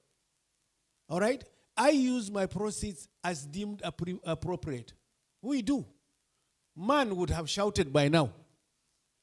But when people are not being transparent, what do you expect the government to do? What do you expect the banks to do? All right? There are guidelines that have been given. And you don't want to follow the guidelines. That is why in the next 2-3 years, most of the banks may likely go under. Do you know why? Because the new fintech guys that are like OPay, they are now removing most of these obstacles. And let me tell you a small story. One of these fintech guys, why is the dreadlock guy? All right. He's not around today. They are young. They are not they are just Gen Zs. They are not in our generation. And they came to me with the young lady, she's probably here. I said, look, I'm trying to remit some of my children's school fees. I've gone to my bank, and Central Bank are saying you must pay from A to Z. They say, Alaji, how much do you need? I said, I'm only looking for X. I don't want people to think I have money. X amount of money. What the long and short story is, by the end of the day, they took my car, no form filled, and we got the dollars. To show you how efficient they are. Who wants to bother himself? Look, so much has been said about some of these things, and thank God the DG is here. and one of our live vice presidents are here. There are some of these things that we are going to up the game, as I told you yesterday, and there are going to be major advocacy issues which will be tabled to the appropriate committee of the Chamber of Commerce, LCCI. And two of them, at least two today, I can get 2 or 3. One, about what man said about policy inconsistency and lack of consultation. That policies are coming, will engage man so that we have a common voice. So we are going to do it and then refer it to the advocacy, the right committee that will go through our grill before we now engage. The second one is the issue of streamlining policies. Yes, as you said, every government that comes throw away what are the previous, even if they are of the same parents, like APC to APC, they just threw them some of these things away. So we will take it up as a matter of policy because we are consistent. We are not aligned. And with regards to my predecessor, she was the last chair of the export. We'll look at it as a matter of advocacy also, that we'll see why do you need to charge 50,000 naira to register an MSME that are struggling. So we'll make a case and see how each will make a case, but you know, for us to do that, we need solid evidence, and then the DG is here. No, you give the secretariat. So it will be the third item, the third or fourth item of the advocacy. We have a robust team, and I was just telling the DG, I said Oluchi, all right, is from Man. Okay, so we will get from them because they have a robust department, and we will also get it, and then we'll get the two of them and to start talking. But lastly, people are talking government, government, government. All the countries that you are talking about, India, look, in 1980, I was in India, 1980. I was in India to visit my late brother as a diplomat. They didn't have color television. No color television. But we here in Nigeria, we had everything. Where is India today? Where are we? Look, if you are talking of corruption, we are not up to 10% as corrupt of India. If you are talking of nepotism, you are talking of tribalism, you are talking of religious this thing, we are nowhere near India. But what they have is that they believe in their country. One thing an Indian will never compromise with you is when you touch his country.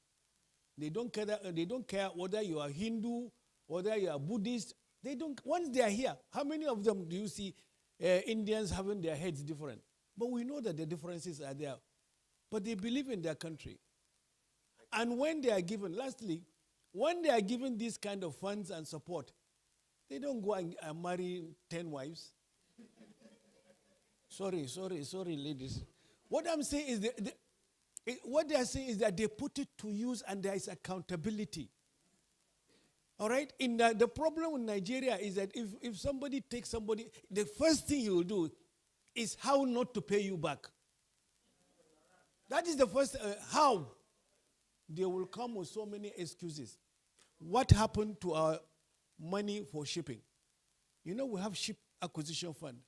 The government stopped giving it out because all the money that they have been pumping into that sector, not one ship is operation. Facilitator, after me is the DG. Okay. So there is so much to be said. Madam, thank you.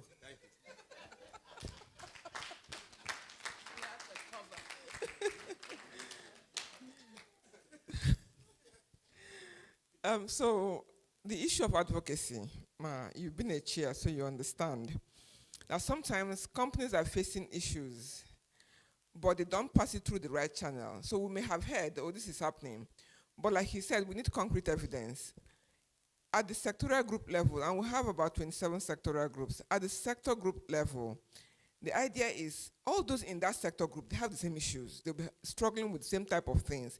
Can we pull it together and then say we want to advocate for this particular thing? These are the evidences that we have. And then the chair will take it up and bring it to the advocacy committee. That's where the advocacy issues will then be taken up. So we always appeal to small businesses. Sometimes there's something troubling you within your sector, within your business, and sometimes they feel, oh, we're too small, we can't talk about it. If you come to the sector groups and have those conversations, then you realize that what you're struggling with, others are struggling with it. So we can pull together and then make a sound that is loud enough. So I will appeal to everybody, if you're a member of the chamber, and for those who are not members of the chamber, please join the chamber and join the appropriate groups. Thank you very much. Wow. Thank you so much. Thank you. Thank you so much, Madam DG. I told you, when you have a competent hand leading you at the chamber, you can be rest assured. And this is to SCCI members that the leadership of the chamber is positioned and ready to take up our issues. So at this point, I'd like for us to move to the panel session for 45 minutes. 40 minutes. I'm told we should do 40 minutes. Okay. Yes, max 40 minutes. After that, we have an engagement like this that is robust. So I'd like us to take that time to have shorter time for the panel and a bit more time for the engagement, which is very proper. The moderator for this session, permit me, I will hand over the microphone to the moderator who brings up the panelists for 30-35 minutes. Then we'll do question and answer thereafter. Please make welcome our brother, Dr. Bamidele Ayemibo, who is moderating this session.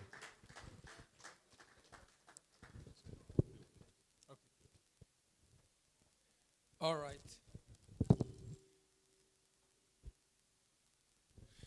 Good afternoon, everyone. Good afternoon, everyone. All right, I would like to call up the panelists immediately. The first on my list is Mrs. Agnes from Biri Veritas. Mrs. Agnes, are you around? Let's put our hands together for her. She walks to the front. The second on the list is for logistics, Captain Giorgio Enrico. I hope I pronounce it well.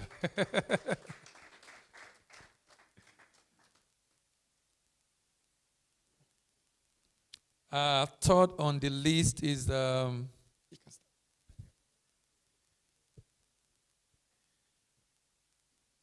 Secretary General, International Chamber of Commerce, Ms. Bumi Oshutui.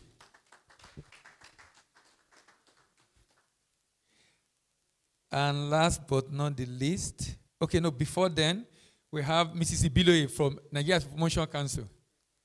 Let's dance together for her, please. And then representing man, that's representing Mrs. Odiri, Dr.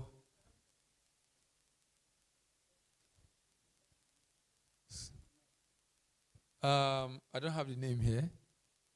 Okay, the Benedict, yes, please. Let's dance together for him, please. All right, we have a very limited time. I'll go straight to the question. I'll start from you, Ms. Agnes. Ms. Agnes actually operates the environmental force at the lab of Biri Veritas on Lagos-Ibadan Expressway,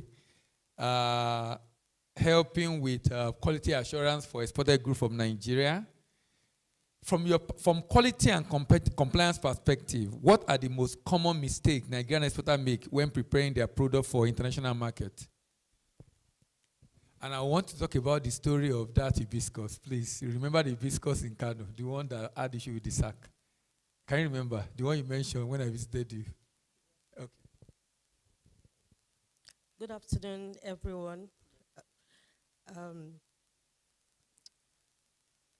Yesterday, a lot was said concerning quality assurance and compliance. And I'm not going to go into that now. We could also see from the figures shared yesterday that Nigerian commodity did well in terms of value and also volume. However, it also recorded 30% of rejections. And if we look at those rejections, only EU alone, the rapid alert system for food and feed recorded 46 alerts. Out of those 46 alerts, we have 30 from sesame alone. And what are those hazards? Salmonella that could have been prevented by just basic hygiene and testing. So your question, what the mistakes are? One, testing. I don't want to say that testing is neglected, but let's see testing as very, very important. Not testing when you're about to ship, pre-shipment. Testing from the farm gate. Ensure that those commodities meet the specifications both for the export market and before you ship. So the solution we provide is testing, inspection, and certification. So this is something BV has been doing over 190 years. So we have our presence in over 140 countries, and we have a laboratory along Lagos-Ibadan Expressway called African Quality Assurance Center. So we have the capacity and capability. We have the expertise. Our laboratory is accredited to ISO 17025. This means that our certificate is acceptable anywhere in the world. So again, some of the mistakes are testing in a lab that is not accredited to ISO 17025. Most things we get to hear is, why should we test with your lab? Why not use a local lab? It's very important that you test in a lab that is accredited, meaning that when you get to the international market, they won't be looking for the name of the lab. You test in a lab that everyone, international market, understands the laboratory. So. Thank you very much. Let's put our hands together for her, please. I'll come back to you. I have a question. Logistics. We were discussing yesterday. I want to explain further on that. My concern was the fact that the cost of logistics is going up, and you were talking about the planning, and planning. You think planning was one of the reasons why, and I'm asking, does that change the price if I'm going to ship end of the month? I've informed you ahead, or I'm informing you a week to the time. Does that make any difference in price? I'm trying to, so you can emphasize and explain more what you meant yesterday when we were discussing about how planning affect pricing as far as logistics cost is concerned. Does that answer? Do you understand? All right. Yes. No, it's not going to change the price, of course. Okay. When I was saying that logistics in shipping is 10% of the entire cost, because when somebody wants to export, at the end of the day, logistics is the minimal part of what you are really going to spend. What I was trying to say is that if you prepare yourself properly with all the expenses and not call logistics at the last minute when you have already done everything, and then you want the logistics to do the miracle and bring a small price, small shipment, bring the vessel on top of your shoulder and make it go faster or things like that. Well, it doesn't work. And then at that point, of course, you are even going to increase the cost because you are not prepared. Maybe your documentation is not ready. Maybe there is demurrage. Maybe when the vessel was ready to go, you were not ready. And you came 1 day late, and then the container is going to stay in the terminal for what? Maybe 1 month, waiting for the next vessel? Who is going to pay for the demurrage? You are going to pay for the demurrage. So to be ready to 10% means that prepare yourself in time. Okay. Price is not reduced, still that So one. is there any strategy you think an exporter can deploy to be able to reduce their cost? Now, when you talk about logistics, are you talking about the shipment out or shipment into the port? Moving inland to the port or shipping out? Which one are you talking about? Both of them. The two, actually, So yes. in your opinion, what do you think exporter can do to be able to reduce that logistic cost? Well, is there anything, is it a game of volume? What do you think can be done? Okay, there are so many things. I mean, logistics is not just, you know better than me, logistics is not just one word or one or two things. So there are so many things to put it together. When your cargo is ready, first of all, you make sure that when your cargo is ready to move from wherever is in Nigeria to the warehouse, we are talking about exportation, of course. Make sure that everything is properly done. That is saving time. Because if you bring a cargo that is not packaged the way that it's supposed to be, it's a wasting of time and money. When you move, now, land cost. Yesterday you mentioned that if you're moving cargo from the north, have you ever think eventually to put your cargo together with somebody else, to do a kind of LCL with somebody else? And save money instead to have a truck for 20 kg, to have a truck for 30 kg with the 30 people or whatever. You know what I mean? Yes. So that is saving money, and then the saving money in logistics. All right. Thank you very much. Okay. You still have something to say? Okay. Can you give it to ICC? Many businesses hear about Incoterm and international trade rule, but few really understand them. Why are Incoterm critical for exporter, and how can incorrect usage affect the transaction? Thank you. Incoterms, like I mentioned, is the international contract term, and it's been in existence for over 80-something years. In fact, nearing 90 years now. And it varies sometimes, averagely, it changes every 10 years. And this is a document that has been globally agreed as a rule to guide international trade, cross-border trade. In every Incoterm, it tells you who is responsible for cost, who bears the risk, who handles logistics and documentation. That should be clearly stated.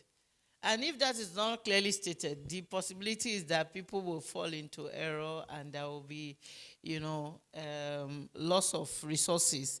So it's a term that usually what the ICC does is that whenever they're about to change any particular Incoterms, which is usually based on development all over the world, they send to every national committee. ICC Nigeria is a national committee.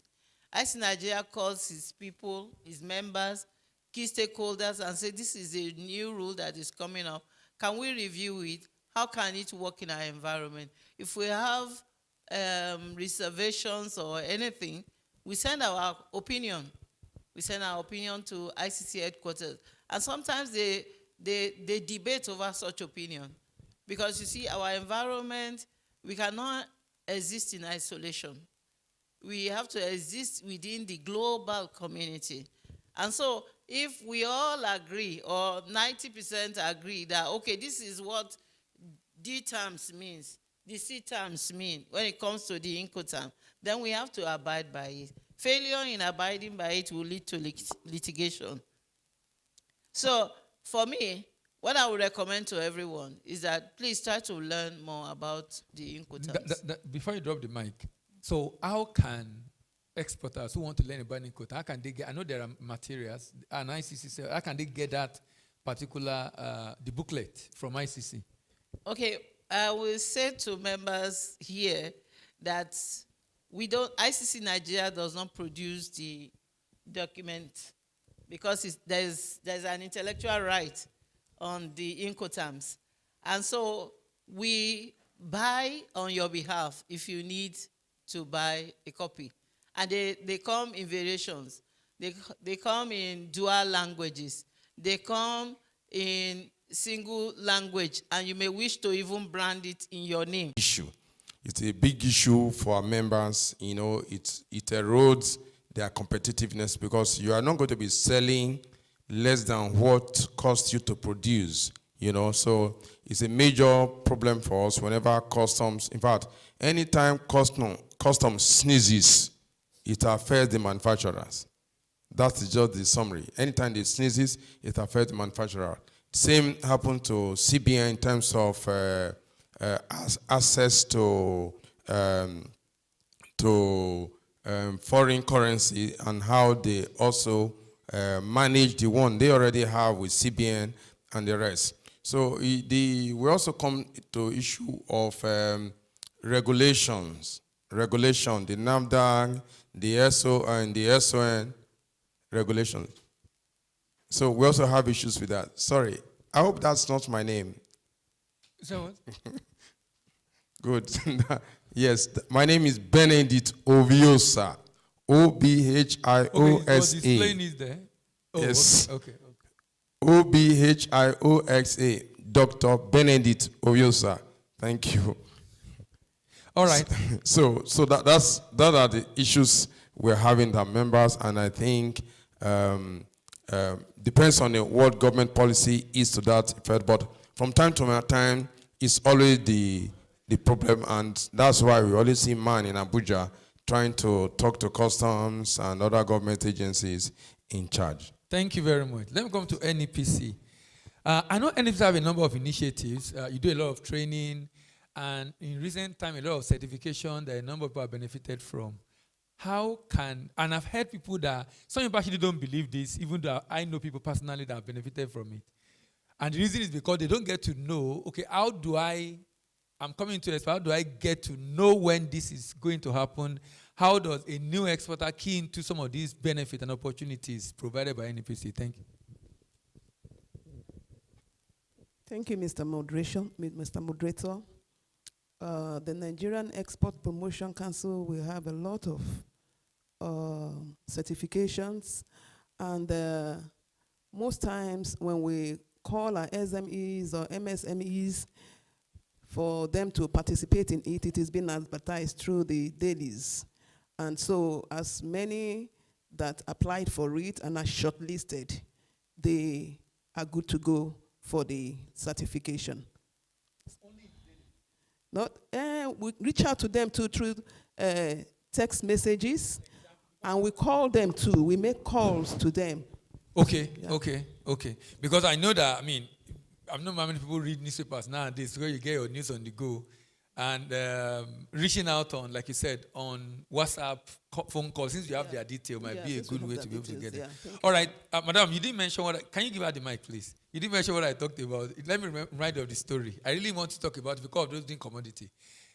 The story of this product that was tested by Veritas, confirmed okay, but they used a particular bag. When it got destination, they discover it had issue. Can you remember the story now? Yes, please go ahead. Okay, we've had so many scenarios like that. Okay. Like that. So one of the scenarios we have pesticide residue tested, and there was nothing. So, and the shipment was rejected. The complaint came from the client, and we carried out our investigation, did a retest, and there was no pesticide, right? We had to carry out the investigation to the client's warehouse. Okay. Yes, only for us to find out that a consignment that was not tested was used to complete that. The transaction? Yes. Okay, right? but the case I'm talking about is different. Can you remember this one? The case you're talking about was there was no pesticide, but the pesticide was as a result of the package, that the they bag use. that was used. You know, sometimes you have bags that were not even reused. Some of them are already is it fumigated or treated, and because it was treated, even though the product was tested and it was in order before leaving. But when it got there, because they now rebag it into the treated bag, When it got to destination, they discover it has pesticide residue. So, and for me, the lesson there is the bag you are going to be using to ship should be the bag the product should be in when you are giving it to refrigerator to take sample. Am I making sense? So that you are not going to be rebagging and putting in another bag that is already treated, such that now the product is now being contaminated with pesticide, even though the sample that was drawn before does not have pesticide residue. And it was a major issue for the customer because they got to know about this when the good arrived at destination. Let me come back to logistics. For SME exporting for the first time, what are the key logistic mistakes that can lead to delay, losses, and rejected shipment? On this, I have to join all of you. Meaning that one of the major mistakes the SME they are doing is the documentation. Documentation, okay. Documentation, packing, transportation. That is the main things that the SME they are doing. They needed to look into that to save money. That is the way to save money. If you do your package proper, what do we say in my country is that the cheap is not always the best. So you mentioned, but the content was okay, but the package was a cheap one. Yes. Cargo was rejected. Cargo probably was destroyed at abroad, and somebody has to pay to destroy the cargo. Yes. Right? Yes. And you even were accused that you did the wrong. That your result was not good enough. But that's what we needed to avoid. SME needed to be very, very careful in this kind of things. SME basically is a company that has just started, has no money, no funds, basically, right? So it needed to be made sure that these kind of mistakes, they are not there. And also, make sure that you are involving your freight forwarder in time. Don't call him when you are done and pretending that he's doing something at the last minute. Work with him. Whoever is your freight forwarder, I don't care. But work with him from the day one. Plan with him the cost. Plan with him the price. Plan with him everything. Transportation, as I said before, maybe you can use an LCL. Maybe you can move together with somebody else. You don't need to go by yourself. And also plan very well with your freight forwarder. What is convenient? Air, sea, road. Road, we know already how bad are the roads generally. And if we are going to talk about interborder, imagine if you are going to Ivory Coast, how many boards you needed to pass. Before you were there, the food that is inside that truck is already gone. Hair, you need to use hair only if it's urgent, something that can fly, or is lightweight. A sample, yes, something that you need to just send it like that. Otherwise, you use a vessel. But remember that vessel will take time. It's not faster like an airplane. So take into consideration also this and the type of container that you want to use. Are you sending something that needs a refrigerator container? Has a different cost from a normal 20-foot or 40-foot container. And also in terms of terminal, in terms of other costs. So there are all things that you need to take into consideration. That's why I repeat, put inside with you your freight forwarder, not the clearing agent, the freight forwarder, to make sure that it's helping you to do all this kind of calculations. So at the end of the day, you know exactly what is your cost. I remember yesterday you were mentioning about how to do the cost. Yes. That is one of the things. So make sure that you have all this data, so at the end of the day, you know how much is the cost and how much you're going to sell that product and how much is your profit.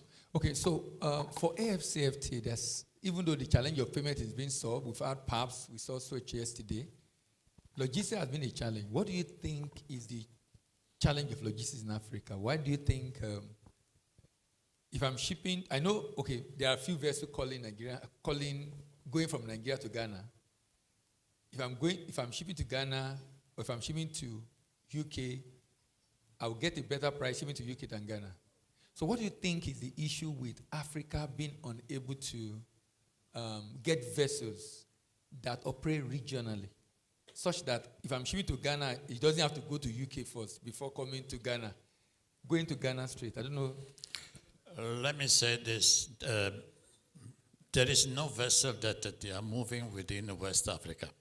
That's what I'm saying. Why? Is there any reason for that? Well, yes, the cost. The cost, okay. For the shipping line, not for us. Okay. For the shipping line. The cost that they needed to apply, it became too high for the movement that they need to do. And the people, they are not ready to pay. Okay. So are you ready to pay $1,000 from Lagos to Accra? I don't think so. It's too much. Because with the $1,000, you go to Europe and you come back to Ghana. Yeah. Right? So there Okay, is so no the vessel. cost of operation is the major challenge they have. Yes. So what would be your recommendation or solution to that? Well, the recommendation is not for me. Is if there will be any shipping. There was a shipping line 30 years ago, I think. There was a shipping line that was doing all West Africa, from South Africa up to Ivory Coast, but they disappear. So I don't really have a suggestion. Okay. Mr. Benedict, I need to ask you a question regarding the guided trade. I spoke to a couple of people that have done the guided trade, and they had a big challenge at destination. Master T had an issue, am I correct, sir? With shipment. It was among the top 10 with Luke on that list for that first shipment. And they had a lot of, I don't know eventually how soon they did that shipment. And I met one or two in Abuja recently, and they were complaining about the same issue. In fact, one of them was saying, the good arrive at destination, Kenya in particular, and this happened twice.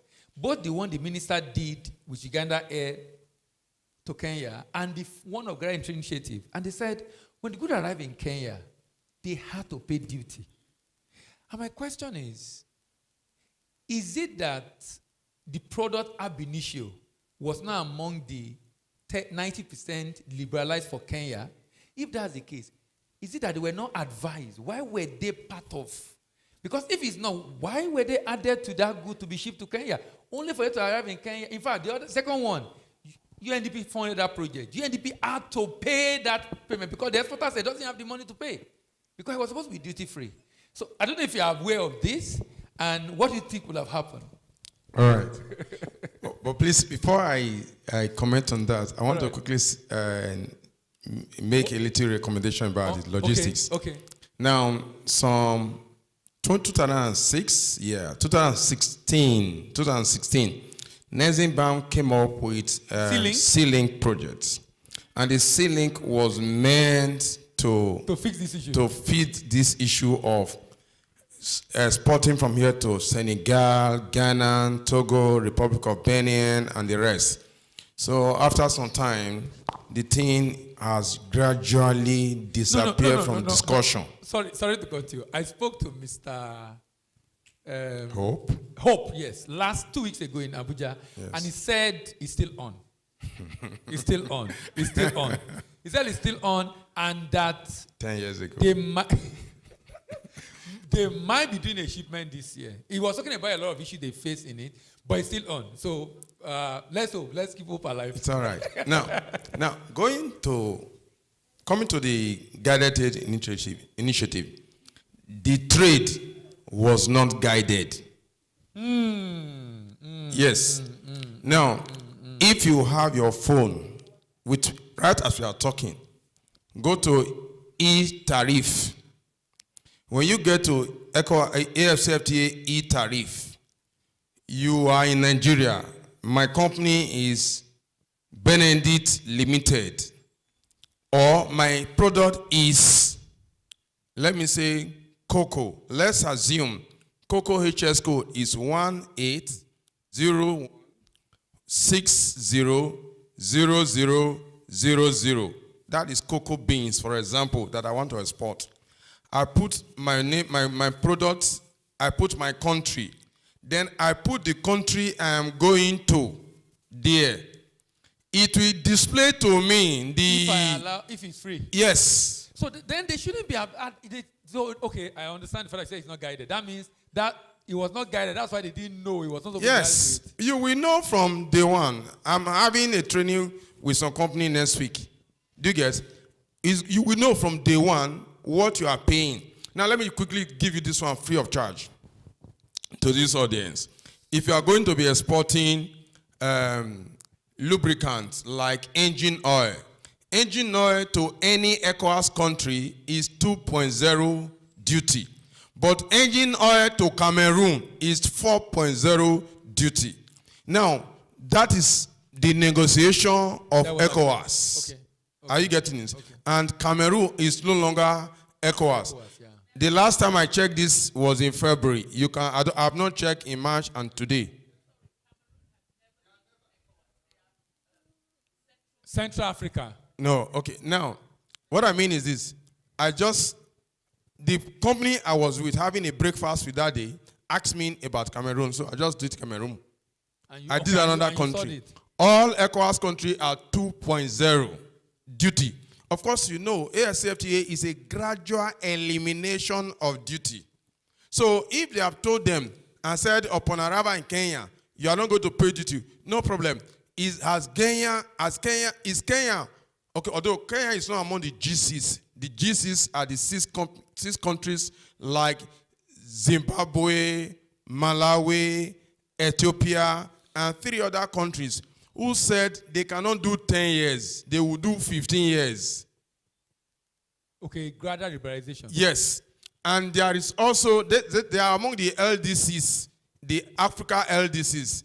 Then there are the DCs, the South Africa, the Egypt, the Nigeria, the Tunisia, the Morocco, who can do 10 years and 5 years respectively. Are you getting it? Yeah. So the trade, simply put, was not guided. Okay. Let's throw it to the public, to the audience because of our time. Questions?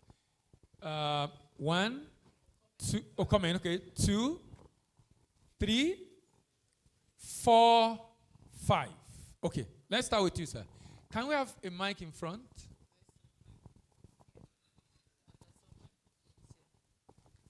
Mic. You can use this. Thank you so much, moderator. My name is Kola Aderebibe.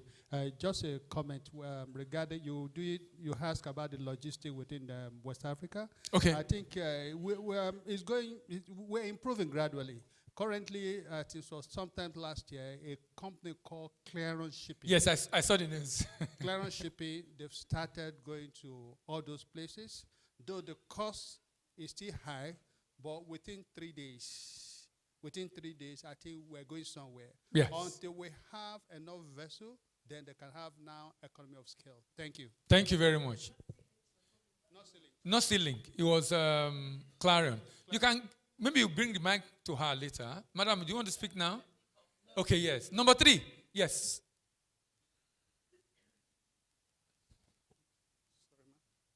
Thank you. Thank you very much. And thank you again for this event. Madam, so I have about just very short 3 questions. Madam in NEPC, right? NEPC. AGOA. AGOA has been a major issue that we have lost out from. I mean, when you say we lost out, what do you mean, please? Okay, good. So, because Trump just extended to December. So yeah, so it's extended. So that's what I'm coming to, right? Before he extended, we have not really used AGOA. Utilize this, yeah. I've met your people. I've been to your office. I will ask questions. Nobody in NEPC is able to explain what NEPC is doing to be able to make sure that Nigerians benefit from AGOA. The advocacy is very key. There are products. In fact, the UK also has something similar. There are products that enjoy free tariff because US has increased tariff, and Nigerians need to know, and the NEPC needs to sit up to his own responsibility to make sure that Nigerians take advantage of all these opportunities. Extremely, very, very important. So what's the question for her? So I'm just saying, I'm bringing it to a notice, right? That they should go back and let Nigerians know that this opportunity is there. You understand? You have talked about the extension now. They are not even telling the people that they have that opportunity that has been extended. So that's it. Madam from Aquac, God bless you. I've had a conversation with your Mr. Olasokwe. Am I correct? Olasokwe of your, you know. They don't have stuff like that. So no, I'm talking about. Is it Olushoga? Olushoga, not Olushoga, Olasokwe okay. now. Okay. Yes, Olushoga. And I needed to do some testing of some certain products. And the prices I saw scared me. Right? They scared me. The lady from, what do you call it, I talked about issues of cost concerning some of these things. We understand the fact that you have your cost of production and all of those things to be able to do your work. If those costs are that expensive, it's going to stop a lot of people from being able to do business. So question, what's the question? So I'm just saying, all right, that please. No, because, you see, when we have these conversations, we're all stakeholders in the industry. It's not just about questions, it's about people who are already in the business, who see the things that are a bit of a problem, would complain and say, look, take it back home. Let's ask her. Maybe she has suggestion on what we can do. Maybe what Exporter can do, like he suggested. Exactly. At least what he suggested about trying to work together, make a lot of sense to reduce cost of movement. Yeah. Madam, is there anything you think SME can do creatively to reduce the cost of testing? Okay. Let's remark number 4. I don't really know what you're comparing, the costs with.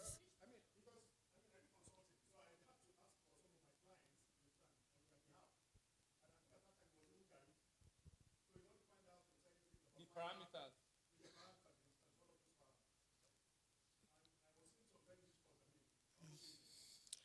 So I don't know what your the cost was. No, the cost was, and the cost you're comparing it with. Okay. I can assure you that our prices are competitive, but nevertheless, you can meet us so that we can discuss more. Because we have a discount promo going on right now. You can key into it. How long will that last?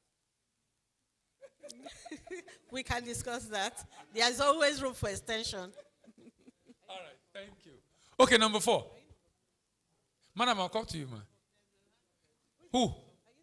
Who is that?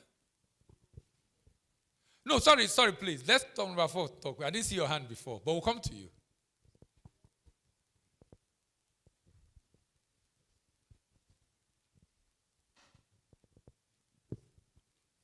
Good afternoon, madam. Good afternoon. Please, I have a question for NEPC. Okay. So, madam, please, our company is trying to start export of finished goods to Ghana. So, please, I need your guidance, please. Sorry, what's the question? Our company is trying to start doing exports of finished goods to Ghana. Okay. So I need some guidance.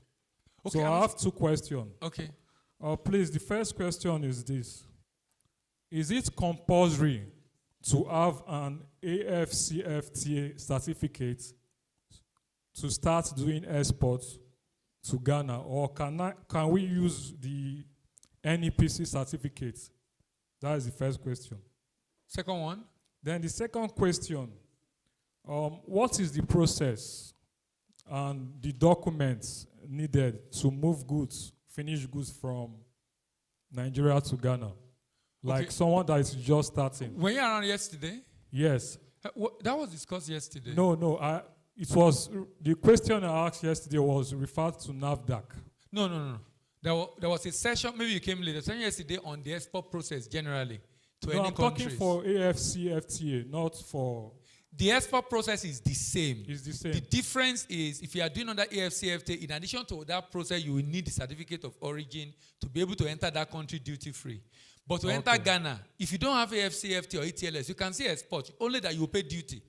But if you are going to avoid the duty, then you will need the certificate to be able to avoid duty payment. Do you understand? Yes. But the first question, madam, you got the first question, right? Yeah, the first question, you need to get registered with the Nigerian Export Promotion Council.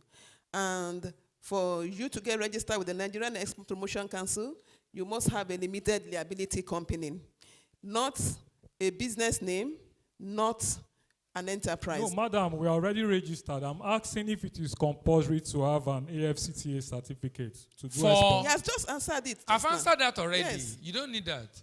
Okay. Can you take it, bring it to the front, bring the mic to the front. Thank you.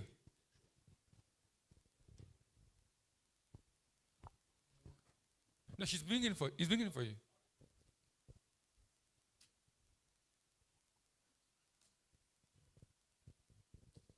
Thank you very much. First of all, I must say that I am both very happy and very sad. I have to be very honest. I'm happy that we're having this wonderful program. It's a very good program. But I'm sad because we've had so many of these programs before. I happen to have been a pioneer in promoting non-oil export from the beginning of the 1990s, intra-ECOWAS trade, and you name it, SMEs. I have some things here of programs we've done like this. Now the problem is that there's no real follow-up. And I decided, I've been going through my old papers, and I've been listening to what people say, not just in this forum, but others. And I'm seeing that issues have been addressed, recommendations have been made. The same agencies, NAFDAC, SON, this, that, everybody, BOI, everybody has been there. So I think in the chamber, we have to sit down and take stock. For instance, there was an export competitiveness program in Ghana. I'm not sure of the year anymore, forgive me, I'm getting old. I've been at yes, I'm in my late 70s. But I remember a lot. And one of the things I remember is that it was Commonwealth Secretariat that sponsored that program. And there were people from different ECOWAS countries.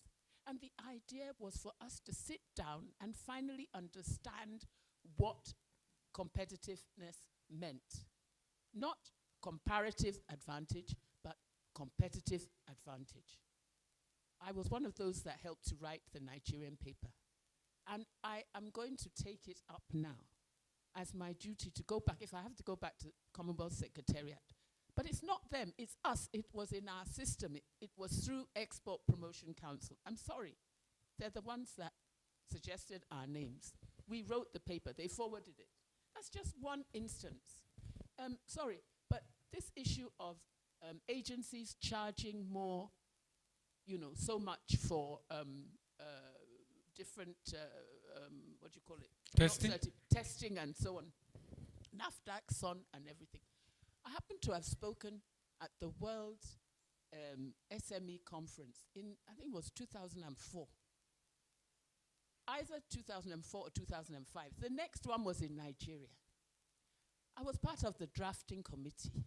Recommendation, make sure that these agencies reduce for SMEs what they have to pay. Now, I know that at one stage, this was in operation, but am I to understand now that we've gone back to a level playing ground? Because it's not fair to ask an SME to be paying the same as a big industrial company. It's just not fair. And it's going to take out of the little that they have anyway to run their company. Last thing, please. I think, well, most of us are Nigerians, and Captain is an honorary Nigerian. He's not, yes. We've got to get serious. Somebody said we had missed AGOA. He's right. And you know what? We miss everything. You know why? Because we haven't tackled the supply side issues. If you haven't got that right, you can have as much market access or zero duty as you want, but you won't be competitive. People were sending their beautiful designs to Senegal. This was maybe in the 80s or so. And they were manufactured there by small outfits in Senegal. And guess what? They were shipped under AGOA. These were Nigerian designs, and this went on. So have we got a garment industry? No. Are we growing the right kind of cotton, which is long staple fiber, so that we can make cotton yarn, so that we can now have our cotton cloth? This adire is made on imported cloth. This is 100 years old, 100 plus. I brought it. If you look at it, the texture is different from the ashoke that we have now. My point is that we've gone backwards until we do the right thing. The value chain for our fashion and garment starts from what are we planting, what cotton are we growing, are we now producing cotton yarn, and are we now having our own? Yeah, I'm sorry, but I don't know. I'm burying a lot of people my age. And I just said I had to come here today to say one or two things. But I will now start writing, going through, and I will submit it to the chamber because we have no time to lose. And this is our time. This is Africa's time. And if we are not there, exporting will be the dumping ground in AGOA and everything else. I mean, in AFCFTA and everything else. So thank you. We have just one. Yes, can you take it to the, yes. Yeah, thank you for the opportunity. So I think my question is coming from the angle when you mentioned about Ghana, the Ghana market. Because I was in Ghana for like a year, and I would say that a lot of people there, we are leaving money at the table. Because I know a lot of Nigeria in Ghana who come to Nigeria to buy products here. And I don't want to use the word smuggle, but I think that's what it is. And they've been doing that for years. They've been making a lot of profits. I also know of Ghanaians who also come to Nigeria, Lagos, Abeokuta, and Aba precisely, to buy products. And they also do the same. And they also send it to Ivory Coast. Because of time, what was your question? Yes. So when I have this conversation with these people, I was seeing a lot of problem that can be solved, because I feel like if they are going through these means, endangering their lives and also the exposing their life and market to theft, there should be a better way that they can actually have their product on whatever it is, get it to their destination with peace of mind. So I'm wondering why maybe Captain or anybody else have not like looking to this direction. Ghana is just our neighbor, and there are a lot of opportunity there. So why has this problem is not yet solved? What's the problem that is not yet solved? The smuggling, like I believe that the people smuggling. The smuggling? Yes, I believe that the people going that out probably is. A number of them are non-Nigerians, so they just come to pick up to ship. So most of the time, you don't want to do that kind of documentation that should be supposed to as at now, how can somebody that want to go to the legal route, how can they get their product from Nigeria to Ghana, to Ivory Coast, and Gabon? You can do by sea. It was recommending sea because of the challenge of moving by road because of the borders. Only that for sea, instead of a week, you might spend about 2-3 weeks, but it's still a lot better compared to moving by road. That was what he was saying the other time. All right, can you give the mic to Alaji? Bring the mic to the front, Alaji, so that we can close.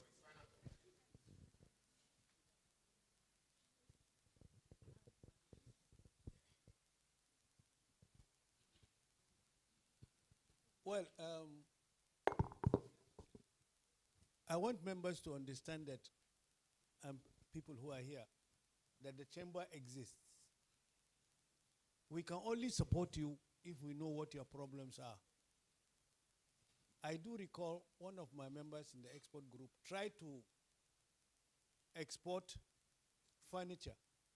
This furniture from Nigeria to Cotonou. His motor, carrying the goods, went and stayed at the border for about 3 weeks. And eventually he had to pay duty. There was no grammar he did not blow. And the customs were adamant. You must pay duty. Do you know why? He has no ATLS registration. ETL export, the registration on the, he had no NEPC certificate. So, you know, many people come to talk and talk and talk when the basics are being ignored. We are talking of AGOA. Why we are talking of AGOA? You don't understand what you are talking about. We have been given opportunities, but Nigerians wanted shortcut. They don't want to comply. And they are not joking. All right? You don't comply, you're out. They will seize it. So, AGOA is still active. The question is, are we exporters ready? There is the issue of compliance. You can't go with your Nigerian mentality and go to another country to display. You can't do that. You have to be a global player, all right? And you have to be compliant. There is no sentiment when it goes out. Some don't take bribes, though. I'm not saying they don't. You can't go and settle an American customs guy. He will take the money and send you to jail. Why we are missing out of AGOA is because we are not ready to do the compliance, pure and simple. There was a time myself and my boss, we went to just Cotonou, and the minister was complaining to Alaji that why is Nigeria not exporting, not allowing bottled water in Cotonou to come into Nigeria? Because it's a big issue. They don't have a lot of industries. So he laughed. He said, this thing is simple. If you are talking of water, you should be talking of more serious things that you should produce. Take, for example, Benin. They produce more cotton than Nigeria, with all the land we have. And I have seen it. I drove from Cotonou to Malanville. You need to see how international business people are supporting them. Do you know how they are doing it? They appointed what is called aggregators. Nigeria, we had those aggregators called produce inspectors, commodity boards, but we just woke up one day and said, throw them away. That is why Nigeria is suffering. You don't have anybody to guide you.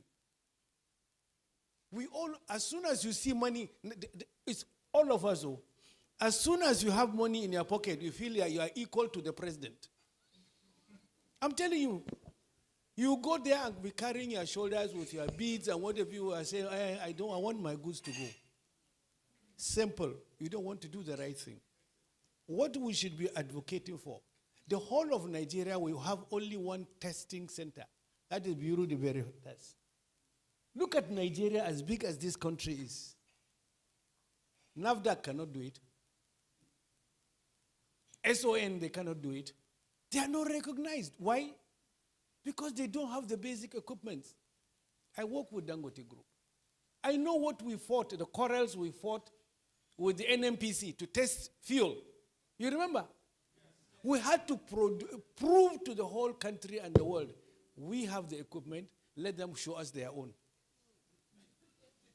They felt like a pack of cards. So, in terms of advocacy, we'll come back to the chamber. Look, the truth of the matter is all government agencies are not exporter friendly. All of them. No exception. And that fact has to be understood because the average civil servant sees a businessman as an enemy. You understand? And go and check in their budget. It is part of their KPI. How much revenue, how much you extort from all these people. And then you go and show to the government, I have collected this money. Do you understand? So there are some fundamental and structural things which we need to review. Look, I am an advocate. Sorry, I'm digressing. We went to Tanzania to set up a cement company. So we were looking all over the place. How do we get the testing? We went to the SON equivalent.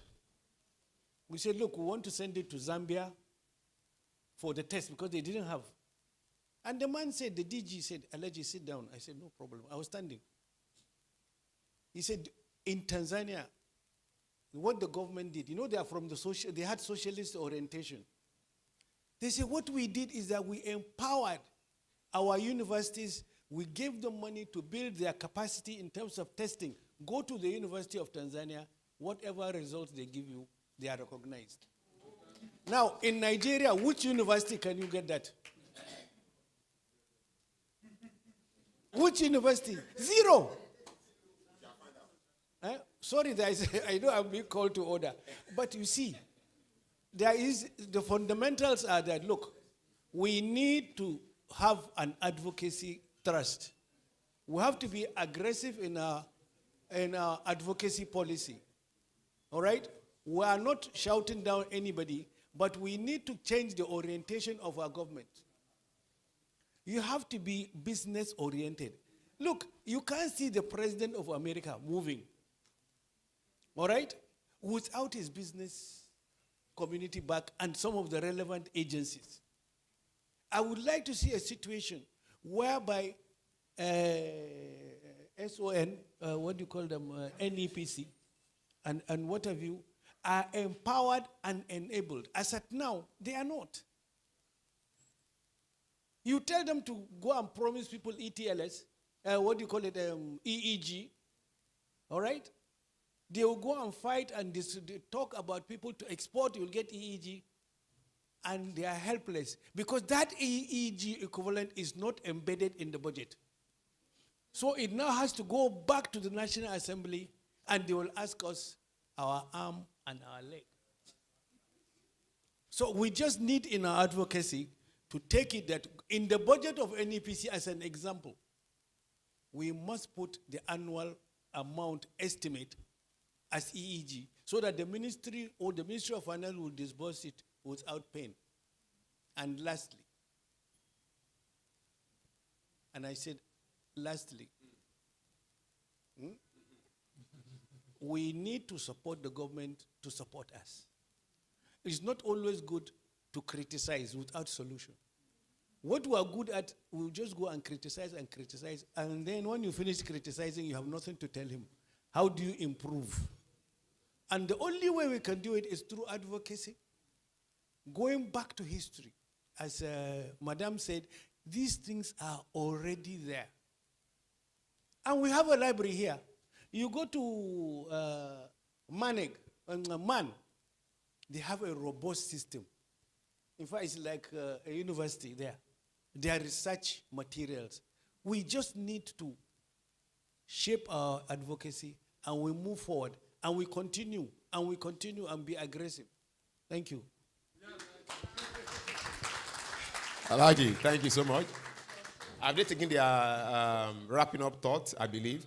Okay, thank you so much. Alhaji just said, so you know to be aggressive. And I see he discovers I'm aggressively aggressive behind him for us to work within the time. With the approval of Alhaji, we had said that the breakout clinic sessions will be, those sessions will present papers as they will do to the chamber and we'll move forward. So at this point, I would like to thank all of the moderators and all our panelists. But just before we get back to our various seats, there are presentation plaques to be given to us for the good job we have done today. Please make welcome the Director General of the Chamber, together with the chair of the export group to make this presentation. We'll be assisted by the Vice President here at the Chamber. Yes, ma'am. Ambassador Kola Adelebigwe. Alhaji, please join. Can I have Vivian bring out these plaques? Vivian, is she in?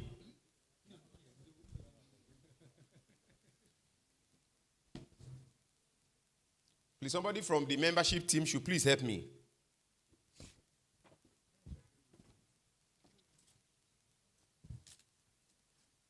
Somebody from the membership, thank you.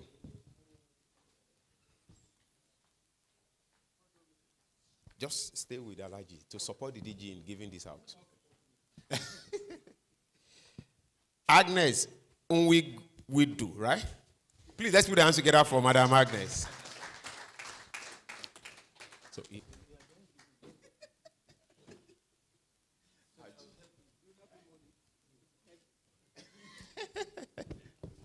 thank you. Let's put our hands together for Madam Agnes once again.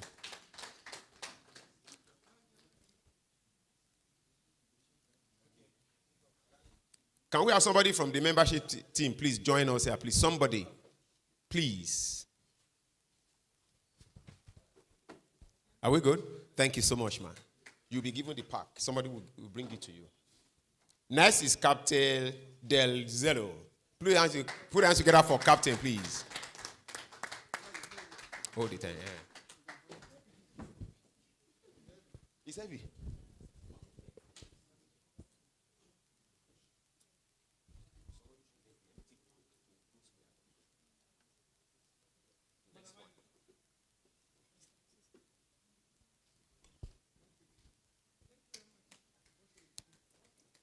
Thank you, sir.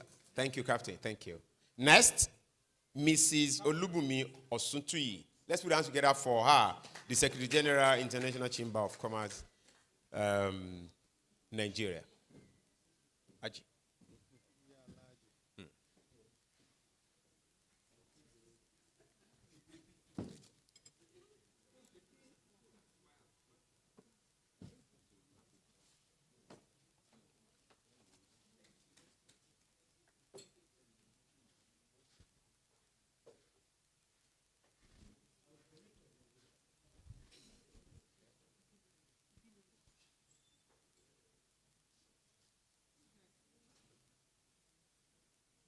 From NEPC. Please, let's put hands together for her, please.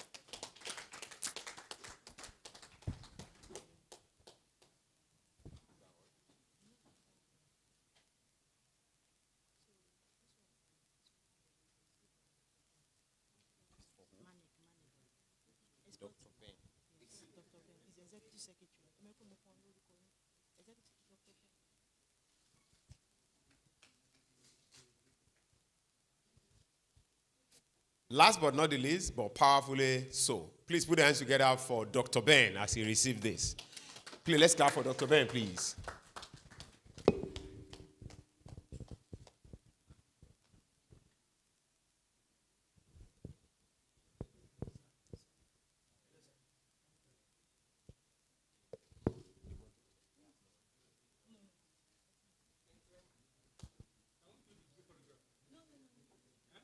So, for all the awardees, please let's come up to the stage for a group photograph with the Director General. If you can hold your plaques, beautiful.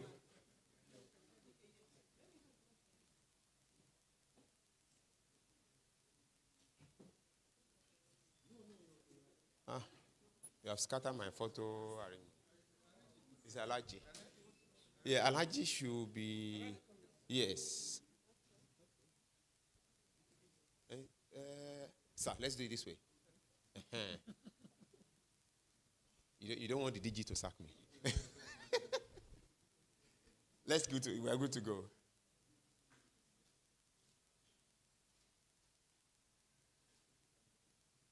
Francis, are we good? Thank you so much. I'm told we have a good one for the sponsor. Are they here? Yes. Okay. Switch System Limited. Let's put hands together for Switch representative. Okay, this is the man Alaji was asking for.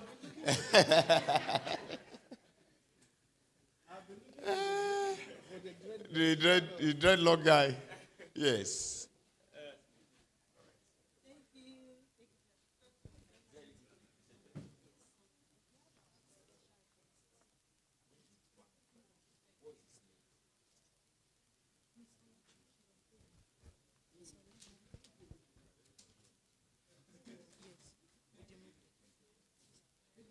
No, the last one. Your membership people are telling me, I have to obey them.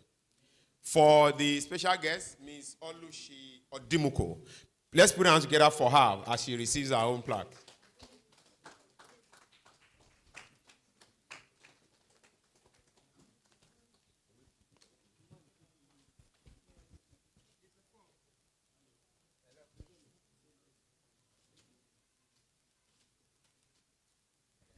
Thank you so much, man. Thank you. Yes, that's.